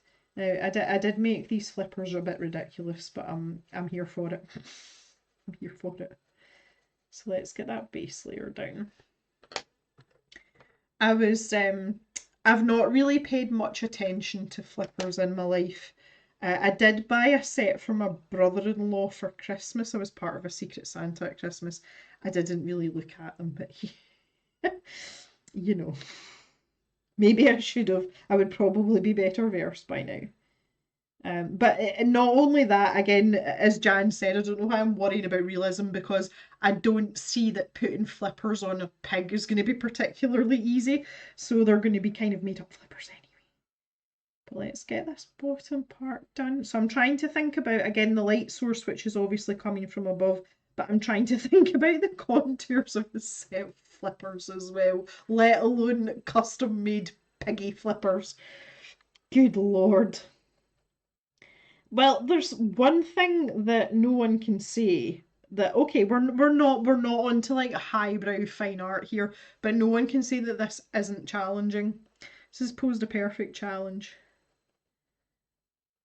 So I'm still gonna get, even though pigs have only got two trotters, I'm still having like a three finned bottom. I don't know what the proper name is for pigs and flippers. Leave it alone. But I just think they look more like flippers if we do that. Might even have four. Like, oh, does that look like a flipper? It does a little bit, doesn't it? Okay, not bad about that. It's so ridiculous. Yeah, exactly. When pigs swim. Oh my goodness. Oh no, I've got a wobbly lead here. Yeah, that's a way. Okay, try again. Been doing quite well with these Crayolas. I haven't had too many problems with them. A flipper. flipper? Is that the piggy flipper? Please tell me that's what you're thinking, Roseanne. That's amazing. I don't know if any of you have been watching the new series of Clarkson's Farm on Amazon. But he talks about we have they're basically outdoor pig kennels and they're called igloos because they're shaped like an igloo. And Jeremy Clarkson called them pigloos, and I was like, why did we not think of that? Like we've had them in the industry for decades, and I've never heard anyone call them a pigloo. But then I'm like, a loo here also means a toilet, so I don't know, take from that what you will. We're not getting on very well here with this absolute zero. A piggy flipper, a flipper. Yeah, I like it. Like it. If you don't want to be sad though, don't watch episode 4 of Clarkson's Farm. It's not very uplifting. Mr. Gem and I finished watching and we're like, oh, well, that was depressing. But I really like it, and a lot of people asked me about it when it first came out, when the first season came out, and it is a very accurate depiction for people who are not familiar with farming. It's a really, really good snapshot of what it's like being a farmer in the UK. And I know some of it's been dramatised, but a lot of what Jeremy Clarkson and his crew were going through is so real. And I think it's really good for people to help them understand what we go through and where their food comes from and the challenges that we are met with. And it is literally on a day-to-day basis, because I don't think some people understand the extent of it. So you know, if it's something, if you're not rurally or agriculturally inclined at all, it's entertaining to enough to watch as someone who has no interest in farming. Like, it's still funny, it's still entertaining, but it's done. Someone mentioned on Reddit, I'm on one of the like the UK farming forums on Reddit, and someone had, you know, made a comment about it and said it's done more for UK farming in one season than Countryfile has in X amount of years. And Countryfile is the BBC programme that's supposed to be like all about the farmers, and it is like very what's the word I'm looking for? It's very sanitized. They don't show any of the kind of like rougher side of it, and it's all, you know, like bouncy spring lambs and, you know, farmers' wives that are cooking loaves of bread and stuff. It's very twee is the word I would use. And I agree with that gentleman on Reddit who said that. So if it's something that you've no interest in, I would still recommend it's worth a watch. It's quite an eye opener, but say with the latest season, which is season 3, don't watch the 4th episode unless you've got a strong constitution. If we have plippers, do we have a pig keenie? Oh my, a pig keenie. Oh no. Naya enjoys Clarkson's Farm, just getting on with season 3 now. Yeah, just make sure you're in a good mood before you watch it. That's all I'm going to say. You're vegetarians who have cried watching it before. Oh my god, you've got no chance. Do they wear pig keenies while baking on the beach? Right, okay, we need a round of other hands for Roseanne today, because not only has she provided lots of pig fun, but she's provided a pig pun as well. So let's see it, guys, in the chat. Round of other hands for Roseanne and her piggy puns. Mary went to work with a bunch of farmers to protest about them importing beef from Argentina. Still a huge thing for us. Aberdeen Angus bit comes from Argentina. And here come the other hands. Good job, guys. BBC Countryfile filmed it as well, and it totally sanitised. Yeah, absolutely. Jan has an issue with Clarkson, so you don't watch. Well, I can understand that because he's quite an abrasive person. I find him to be an entirely different person as a farmer than I do otherwise, but I completely understand your point of view. Oh, look at all these other hands. Good job, guys.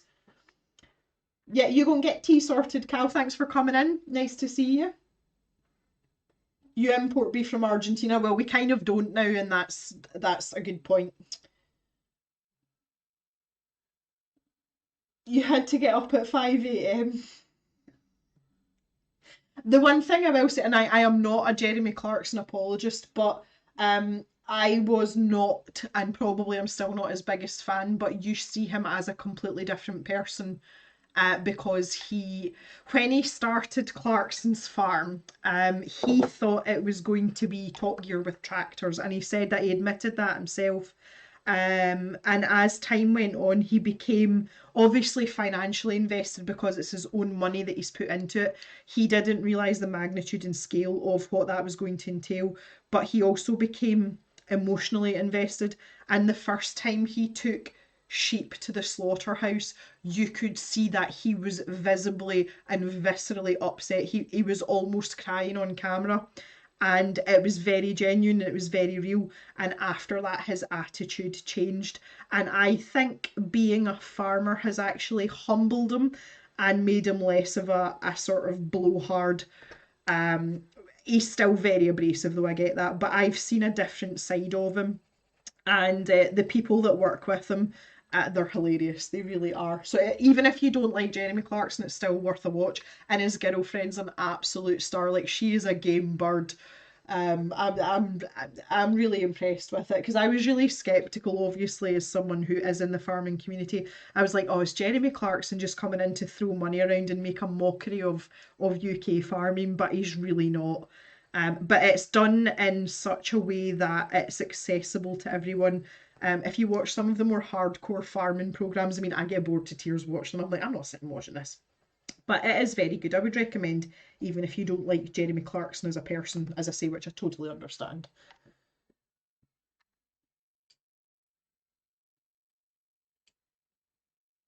It was actually your better half who walked in and punned magnificently. Okay, so to Roseanne's other half, that's who the other hands are going to. Please tell them that the other hands are for them then. Your family have farms in Ireland, you don't eat or drink from animals. So vegan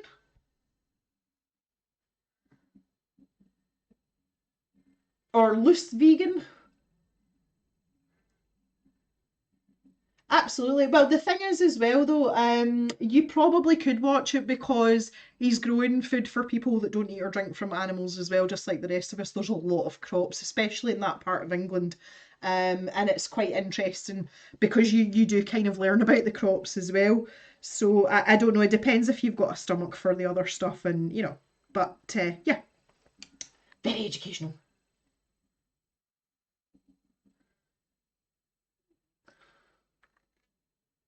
That's the one that I cried on, was the sheep episode. Oh my goodness.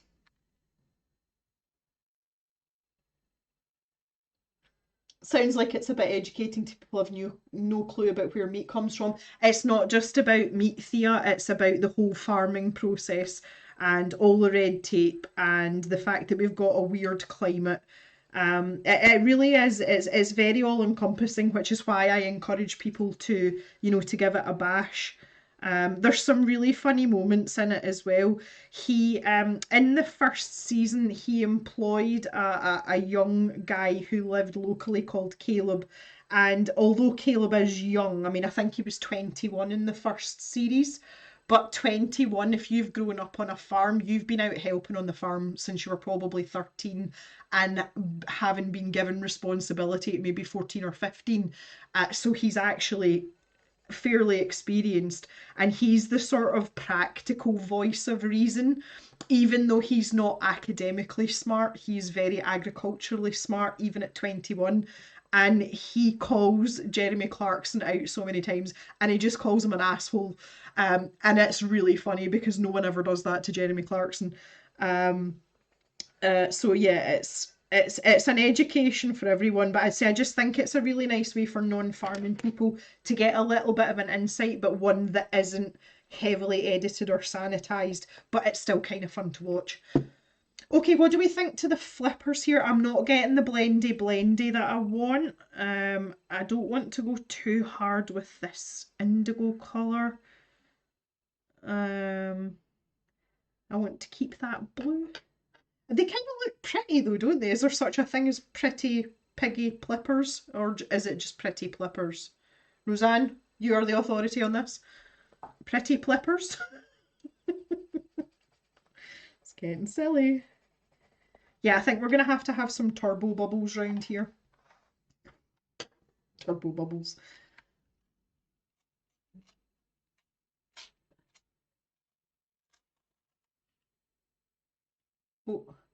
Why is this pencil not sharpening, for the love of... You like the flippers good? No, I really like Caleb. Nah, we can't understand anything Gerald says.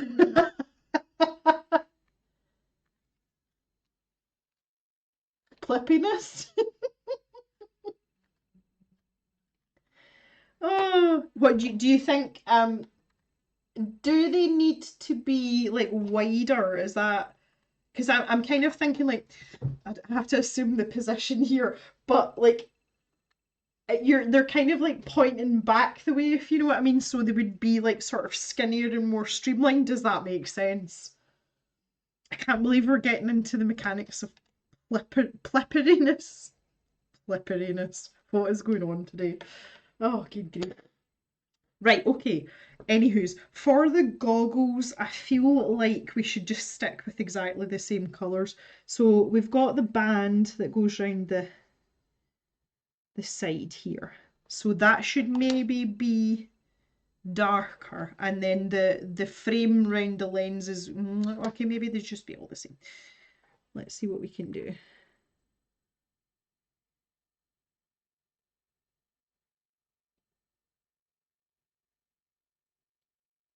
Flipperiness.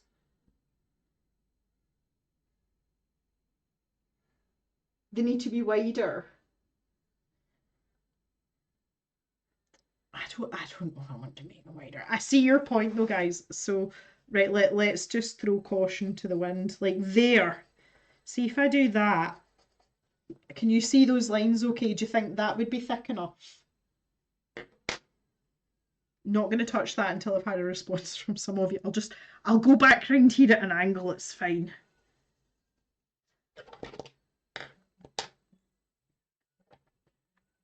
Death grip.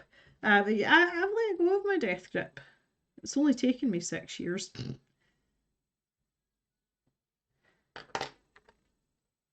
That looks better, not too wide, just a bit.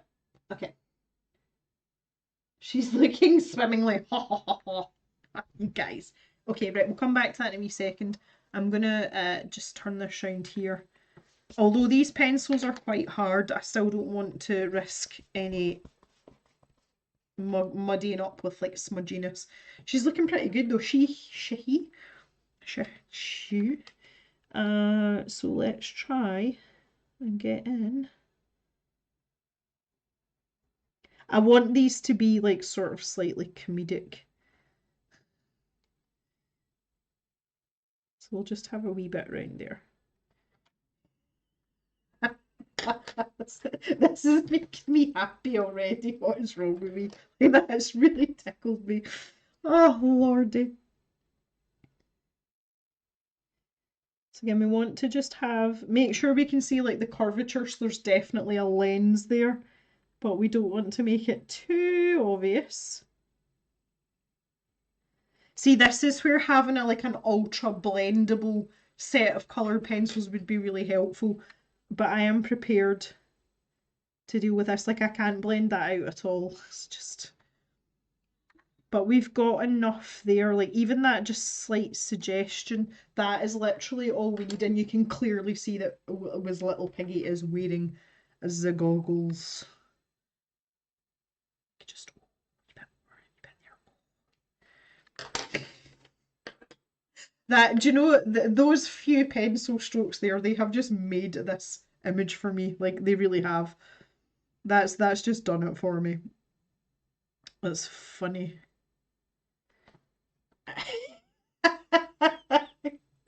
That's just ridiculous. Oh my word. Right, okay, anyway. So now we've got the basics down at that end. Okay, grief. Is Aqua Pig the official name? Well, I think so. I think so. Yeah, like I think the goggles are my favourite part. Right, let's fix these flippers and then we're gonna start tweaking stuff. It's 4:45, as I say. I can go over a little bit, so I think we'll just keep going until I get to a point where I feel this is finished, and I use that term loosely because obviously I'm going to tweak it in Photoshop for sticker purposes, and we know that that's going to be a thing because you all love your stickers. Okay, yeah, I'll go with that. I will concede to that point about the width of the plippers. The width of the plippers. Just an extra web in there. Look.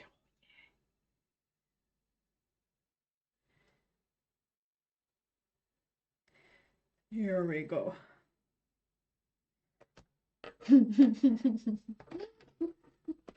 Favorite. Oh. The other thing that came out of watching Clarkson's farm, we're sitting there and I'm going all over the pigs. And it was very quiet for a couple of minutes while we were actually watching. And Mr. Jem just turned around to me and went, and before you ask, no. And at that precise moment in my mind, I was like, wonder if Mr. Jem will let me have pigs now. I'm not allowed to have pigs. I love pigs, like they're my absolute favourite. Because they're so clever. I mean, don't get me wrong, love my cows. Will always love my cows. The pigs are smart. Right, that's better, isn't it? Aqua pig's looking great. Hee hee.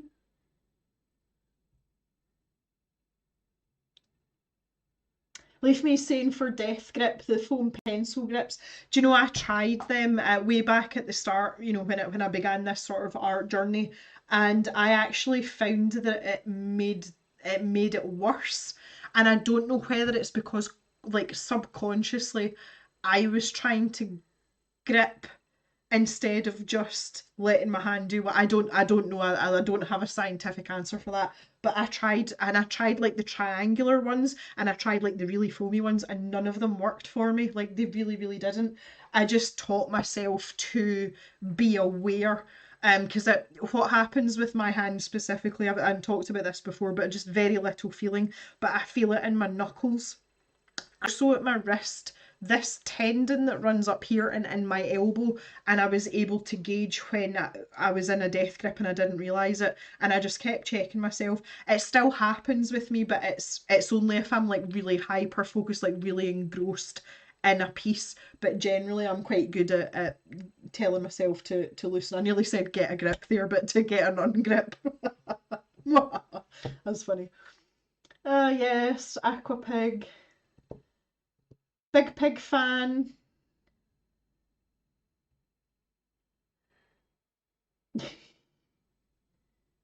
Pigs are really smart and fairly easy to train. Yeah, and you also know, Nikki, that if they decide they're not doing what you want them to do and what they want to do, you've got no chance. Hi, Colzo, how you doing? Nice to see you. We're just having a wee conversation about pigs. We're looking pretty good though. Right, it's time for some bubbles then. And then we'll add in a little bit more here, and then I think we'll call it a do after that. So I want to find like a turquoisey colour to go with the absolute zero, which is the palest blue. So we did quite well in sticking to the initial colours from the card that was picked out, and I don't feel like we're cheating. I just feel like we're building on it now, and obviously we're producing something that's fun, which is nice. Oh, goodness me, I really need to take that off. Crayolas. Prismacolor. No, Faber-Castell. No. Keep going. Crayolas. Right, okay. So in terms of the turquoisey colours, we've got cerulean, which I think is a good idea, just because it's a little bit darker. We could go into teal as well. The other thing that I've got in my mind is that these pencils are quite faded on this chart now, again, which is just one of those things because they're Crayolas. So let's dig a couple out and we'll have a wee scribble on the actual sketchbook and see what they look like. So I think I'll dig out Blue Bolt, green, blue, and cerulean, and we'll go from there. Depends how long it takes me to find these pencils. No, turquoise is too pale.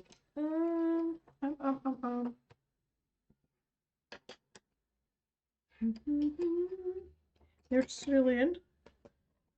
Oh, nearly chopped that away there. What was the blue that we used up here? I might use that for oh, it was called blue. Okay, good, Jim. I still want something more turquoise. Kind of forgot about the blue pencil. I should have used that in the flippers. What's going on here? Sky blue. No. Bloody hate these Q. I don't actually hate Crayola pencils. I just don't like them the way they are in this box, but I don't want to put them in a pencil case. Blue Bolt, that's one we're looking for. What was the other one I was looking for? Green Blue. That might be it there. Bingo, bango, bongo. Need to have some water now. I've got a bit of a thing about drinking out of these bottles on stream. I just think it must be really off-putting for everyone watching, like sucking out this big massive straw, but my throat's getting really dry now. You can probably hear it. I could just turn round, couldn't I?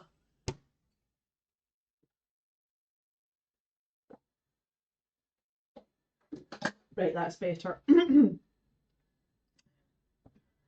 That's better. Sorry, I bashed the table a wee bit there. Yeah, that's better. Okay, right, so let's try these out and see what we think is going to go together, because this is one of the nice things about working in a sketchbook. We've still got space to do this. So there is the absolute zero that we've been using. And I'm quite fancying the green blue. That seems to be blending quite nicely into that too. And then we've got the blue, the actual blue.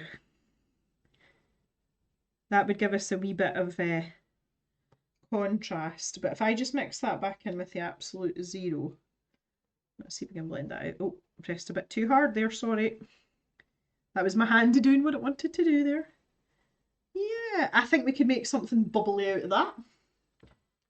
We're talking about walking things on leads now.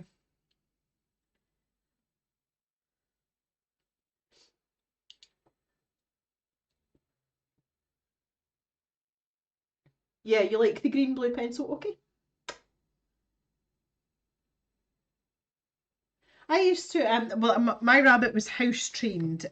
She used a litter tray, which was nice, and we used to put a harness on her. There was a lot of cats around us, so if she was out in the garden, as in, like she had like a fenced in run, and it had a top on it, so the cats couldn't get to her. But if she was just like free range on the grass, we used to have a harness and an extendable lead for her, and you could take her for a walk. I wouldn't take her out like on the street or anything, but if I wanted to walk around the garden with her, that's what we used, and she was quite happy at that as well.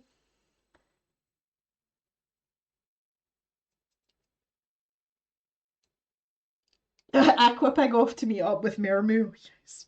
I feel like we need a third aquatic crossover, and that would be like a sticker pack all by itself. I'll leave that thought with you. We could maybe have that in another live stream, because um, that would be exclusively live stream created artworks as well. So that might be quite nice. Right, let's go with some bubbles then. So I'll start with the absolute zero.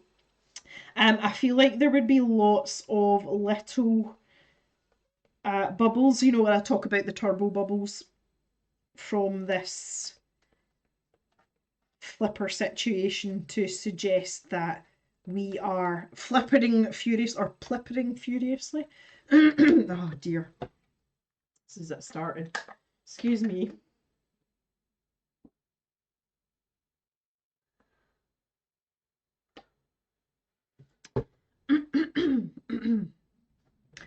I don't know if that's better or not. A lamb for a chicken in a submarine. Oh my word. I think that's my favourite. A chicken in a submarine. See now I'm instantly picturing like a rooster with its head poking out the top of a yellow submarine, like a Beatles yellow submarine, and with its head just wedged up out with its comb. That's funny. I like that idea a lot.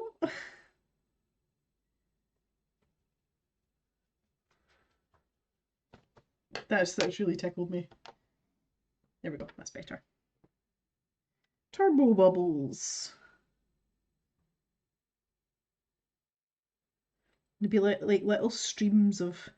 I don't want to go too crazy with them because I'm thinking about a cutout now for, for a sticker. You all have put me in sticker mode.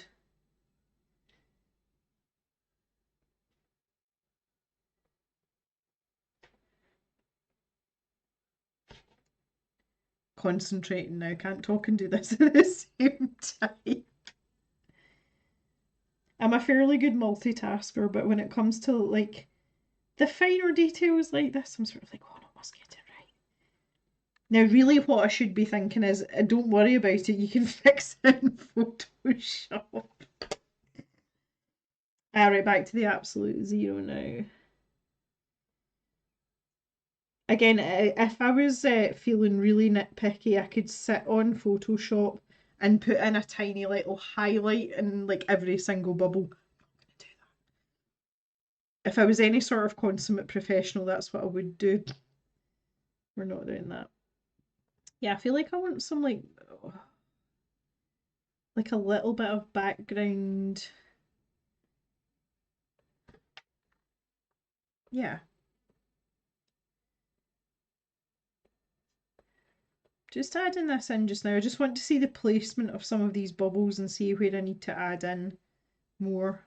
I kind of feel like I'm approaching this the way I would with putting leaves on a tree, you know, like putting them in layers when I'm painting, I mean. Yeah, okay. Let's take the what was the actual blue? Actual blue. I wish they'd put that on pencils. See, when you've got a set of pencils that have got a lot of fancy names and then they put something like blue in, I think it should have actual before it as a matter of normalcy. So you've got like blue bolt and then you've got like Caribbean blue and then you could just have actual blue.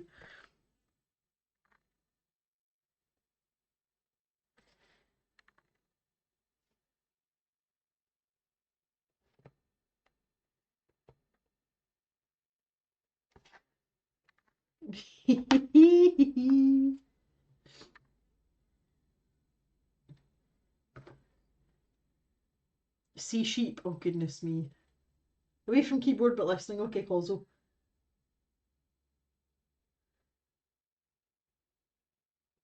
Kraken chicken. Oh my goodness. Sea sheep. Could be a pack of 4 then.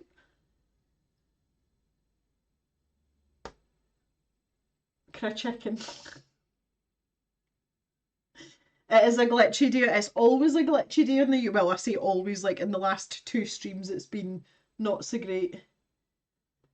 Name of the pack when farm animals go into water.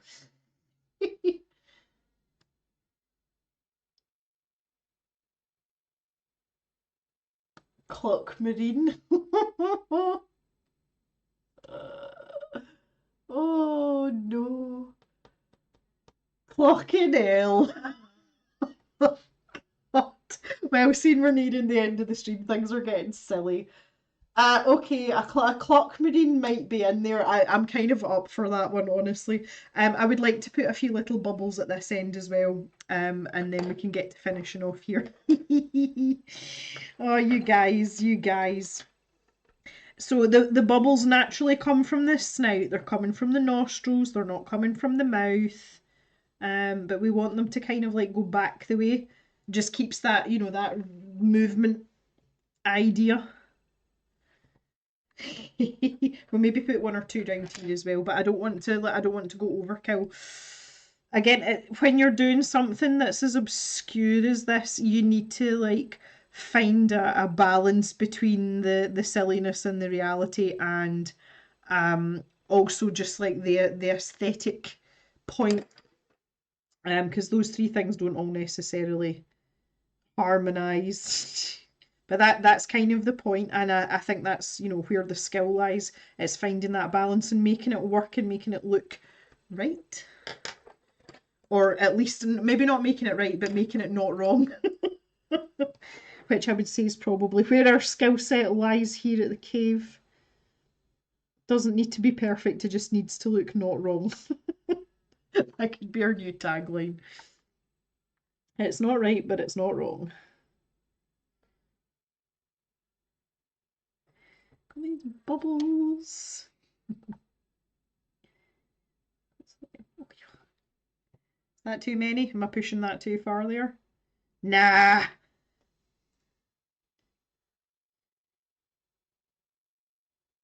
Want one right at the nostril there though. Yeah. I would like to have a pointier point on this because I want to, have to like have quite thin slivers on some of these bubbles. Lila likes the bubbles. I'm glad. I'm glad. Again, it had the potential to look a bit odd, like and I can see where you're coming from, like 100%. And I've always kind of gone with the, if you go slowly and incrementally, you've got a better chance because less is more a lot of the time. And I wouldn't honestly, even in Photoshop, I wouldn't do much more than this to the bubbles. I don't want them to dominate the picture, but you can see that's really brought that to life. And obviously, when you look at this now, you can tell that our aqua pig is indeed underwater, and you don't need anything else to indicate that for you. And one of the things that was always drummed into me when when I first started and I was really looking for art advice, um, everyone was like, don't have your subject, suspended in midair. You've got to have either cast shadows or some sort of background. That is literally how long did that take me? Like a couple of minutes.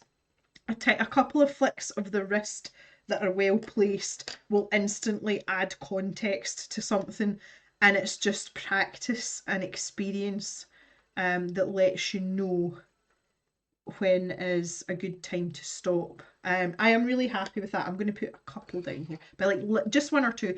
It's kind of back to, if you remember last time I was talking about, if you ever watch a quadruped swimming and the ratio of back to front is different, but in this case we're going to swap it round because I feel that with the flippers that would generate more bubbles than the little trotters at the front.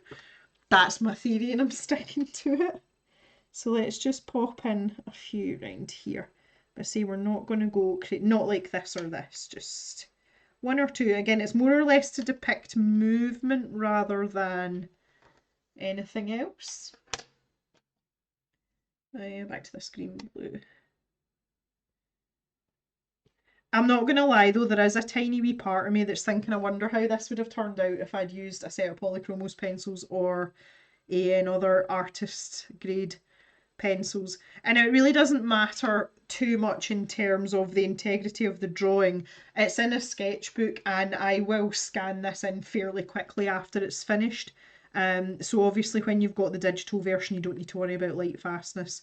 But there's always that sort of, what if I was to try and redraw this in pencil on different paper or even another page of my sketchbook, it just wouldn't be the same. Do you know what I mean? I don't know if anyone else gets that as well, but I am not very good at replicating things accurately that I've already drawn.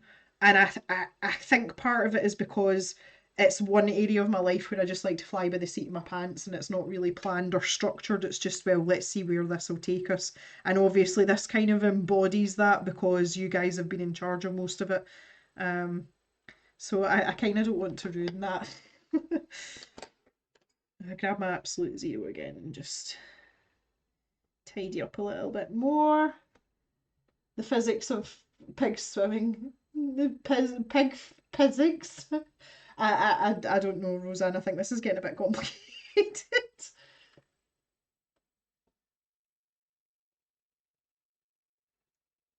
Would his tail have a little bubble? Well, no, I don't think so. No, because we decided he was using it as a propeller, didn't we? Maybe just one or two bubbles, Laura. Well, now I watched a video of pigs swimming to see if your logic is logical. It's not. Pigs are really funny to watch swimming though. Uh, They're little trotters, bless them. Right, let's have like just a few. Like I really don't want to.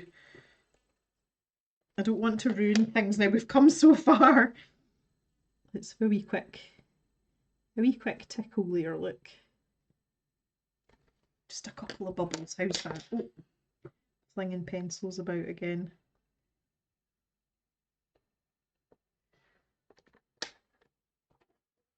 Satisfied. Oh. Right, okay.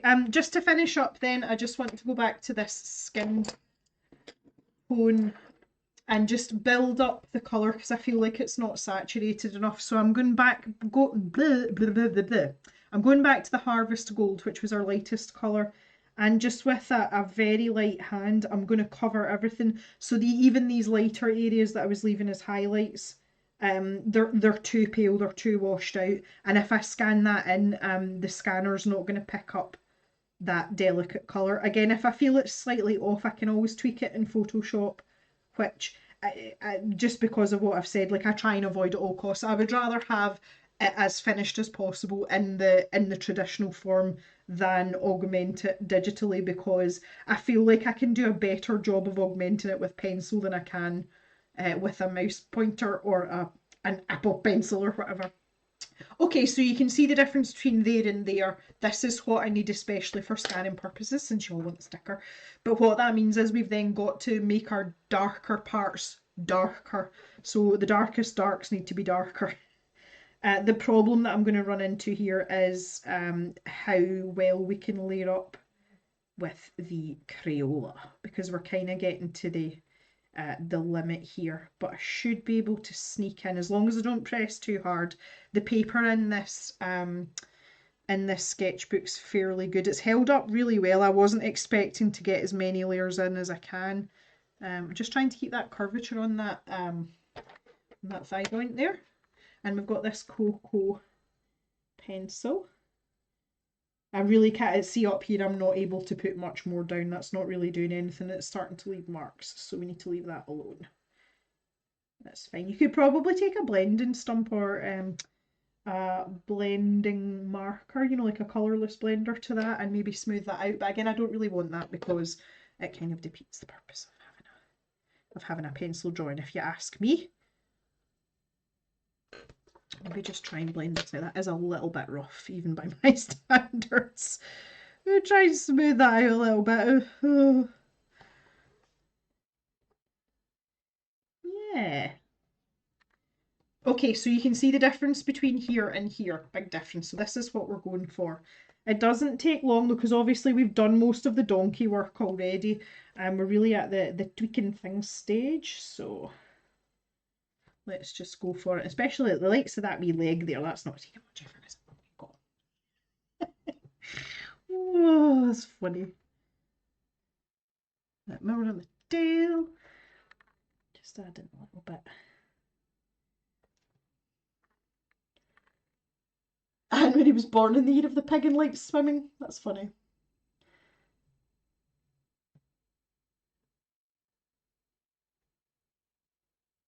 You're both aqua pigs. Oh, I'm gonna have to send you a little pair of blue goggles and some flippers, you two. Oh, that's Tickleby also. Right, let's layer up some more here. Yeah.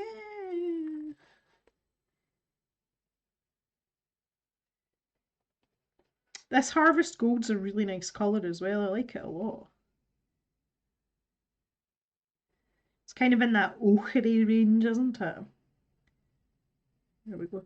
The temptation there for me to press down hard was real. I had to restrain myself there. We've come so far. Can't ruin a drawing now.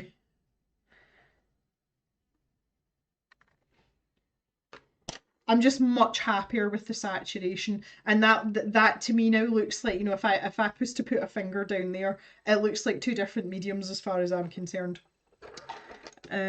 So yes, haven't decided what I'm doing with these trotters yet either though. Do you know what I really want to do, and I might just do it, is I'm going to grab the indigo pencil and write down at the end of these trotters. I'm going to get a really pointy point on this, the number 5. My new to gal sharpener still hasn't showed up yet. I think it's gotten lost. The cave is a fun place to be at. Yeah, of course it is. Obviously. Right, let's try that. I just want to sharpen up and darken down the trotters at the front. Pig's trotters are, let's put it this way, you wouldn't want to get stood on. I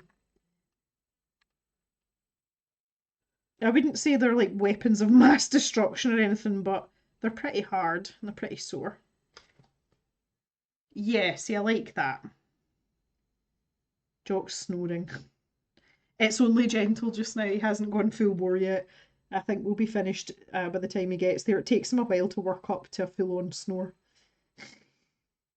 It's funny.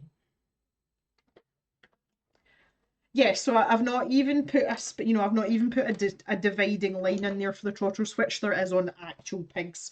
But maybe Aqua pigs have developed a hybrid trotter for ease of swimming or something. Who knows? You make that up for your own wee story. Right, let's get some more colour down here. So this is the cocoa pencil. This is the darkest pencil. And I just want to basically kind of like line that a little bit, and then I can build the other colours up. Not when I say on top, I don't mean layer wise, I mean from the bottom of the page to the top of the page, in line with the not the gradient, light source, that's the one. Line with the light source. That's still going to be fairly dark down there. And so I want to keep this curve of the shoulder quite apparent, so that there's that line between what's the shoulder and what's the skin that's in the armhole. Really good at explaining myself these days. This back one seems to be okay though. I'm quite happy with that the way it is. Right, so now we've got this, the fat bit, the brisket that's not called a brisket.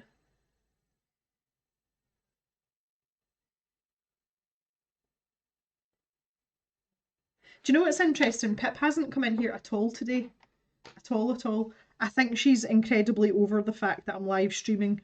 She does like attention, and obviously when I'm doing this she's not getting any, so I think maybe she's given up on a huff. Not entirely sure. Jockey's so funny. He's just getting old now, and he is actually getting cuter as he gets older, but in like a sort of awkward old dog way. The snoring is regular now though. It used to just be once in a blue moon when he'd like contorted himself into a funny position, but it's more or less every time he falls asleep now. So he's just getting to be an old boy. He's going to be 12 just shortly, so, and that's working dog 12, not pet 12. So there's a wee bit of a difference there. Jock's had a hard paper round. Okay.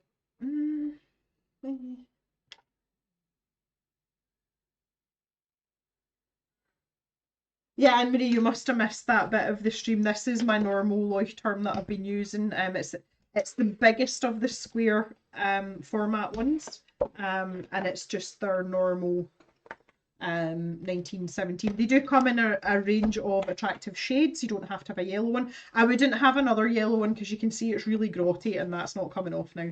But it was fun to have a yellow one, and I got that so that it matched my knitted eraser. That was the only reason. That was literally the only reason. I'm quite pleased with my pig ears here as well. I've managed to exaggerate them without ruining them completely. So let's just finish off here.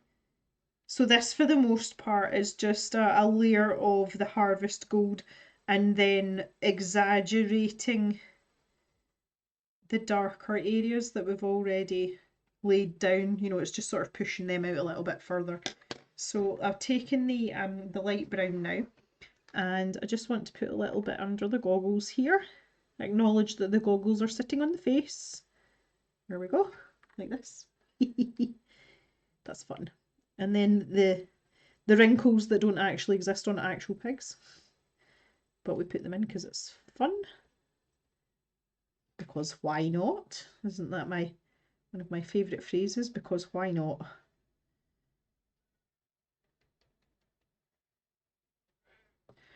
And then I'll get that tip. This cocoa pencil has been much more useful than I thought it would be. I didn't know how much contrast it was going to give us, but I would say that it has served us fairly well in the grand scheme of things here. Not too shabby at all. Right, there, like, I am much happier now. There we go, guys. I'm going to call it done at that, and I am banning myself from picking up another pencil. If I just zoom out a little bit, look at the colour that we've managed to achieve there, and that is just with a little bit of patience. That this is a really, really good example of the way that you can utilise cheap pencils like Crayola pencils. You've just got to have a little bit of patience and a little bit of faith and keep that light hand.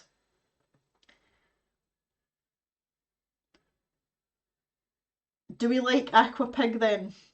Yes, we do. Okay, good. Honestly, I'm really pleased considering this was all done by the seat of my pants. See, I was actually telling one of the guys at work the other day, here was me sitting hoping we'd be painting like, you know, like a pretty landscape or something. No, pig underwater with goggles and flippers and Crayolas. So yeah, I think we can safely say that's a job well done, can we not? I've still got a bit of stone cold tea here, celebration. I can't an actual masterpiece. It's hilarious. I can't decide whether this is a boy or a girl. Normally, I get quite a strong feeling about the gender of these things as I'm going, and I really haven't this time, which is odd for me. But why I think we should just have it as like it's a unisex pig, or it can be whatever anyone wants it to be, because Aqua Pig is a unisex name. It could be a girl, it could be a boy. It doesn't really matter, does it?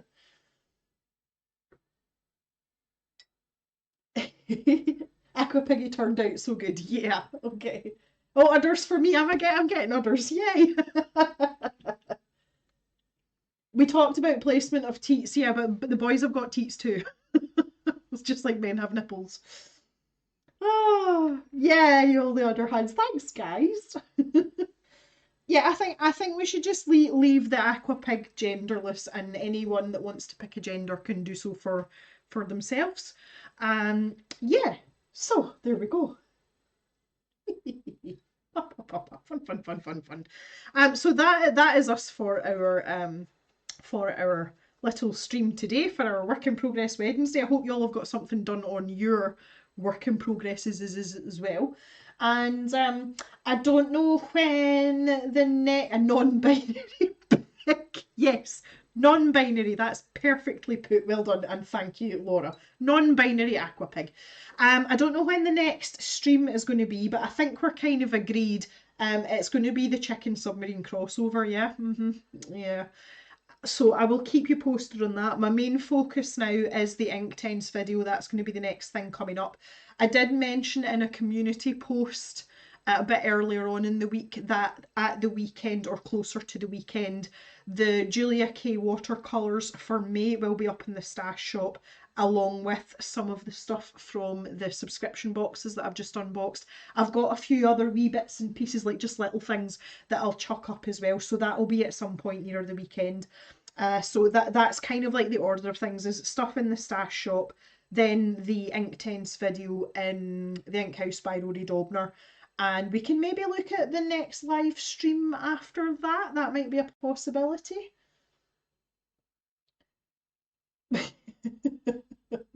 Non-pignery, oh no. Oh no. Yeah, so we're going to call it the clock marine, aren't we? Okay, right, let's have one last poll and then we'll call it quits. Uh, start a poll. Next live stream. And the choices are clock marine or other marine crossover. Okay, real quick, guys, before you disappear. Give us a quick vote on that. I know we'll end up doing whatever we don't do in the next stream. We'll end up doing after that, but 100%. Oh, good grief. Clock. Okay. 87%. That's still pretty high. Still pretty high. Okay. So I can't say for certain, as I've just said, when it'll be, but we will put that in the pipeline. When I talked about in the update video back a few weeks ago about not doing as much on YouTube, I'm determined to stick to that and not get sucked in and end up back on this hamster wheel of 2 videos a week and a live stream and this going on. I need to temper it and make it a lesser part of my life. But I think because you guys have been so used to 2 videos a week, I think it's only fair that we have a plan, and even if it's really loose, still have a schedule so that you know what to expect coming up. So I will commit to after the Ink Tents stroke Ink House video comes out, I will commit to getting another live stream scheduled and we can start our Clock Marine. I'm not doing it in Crayola pencils next time though. I'm putting my foot down with that one. Oh, good grief. All right, guys, that is it for today. Thank you so much for joining me. I really love just spending an odd Wednesday afternoon doing this. Like, this has been really relaxing, and I'm satisfied because Aqua Pig is finished as well. So I will start chipping away and get that into a sticker, and we'll keep it until we've got our other ones as well, until we're satisfied whether we need 2, 3 or 4 Aqua hybrid animals as a sticker pack. I hope you enjoy the rest of your day, however much maybe left of it, and I will see you back here in the cave really soon for some more fun, probably in Ink Tents pencil video form. I'll see all you guys later. Thanks so much for coming. Bye for now.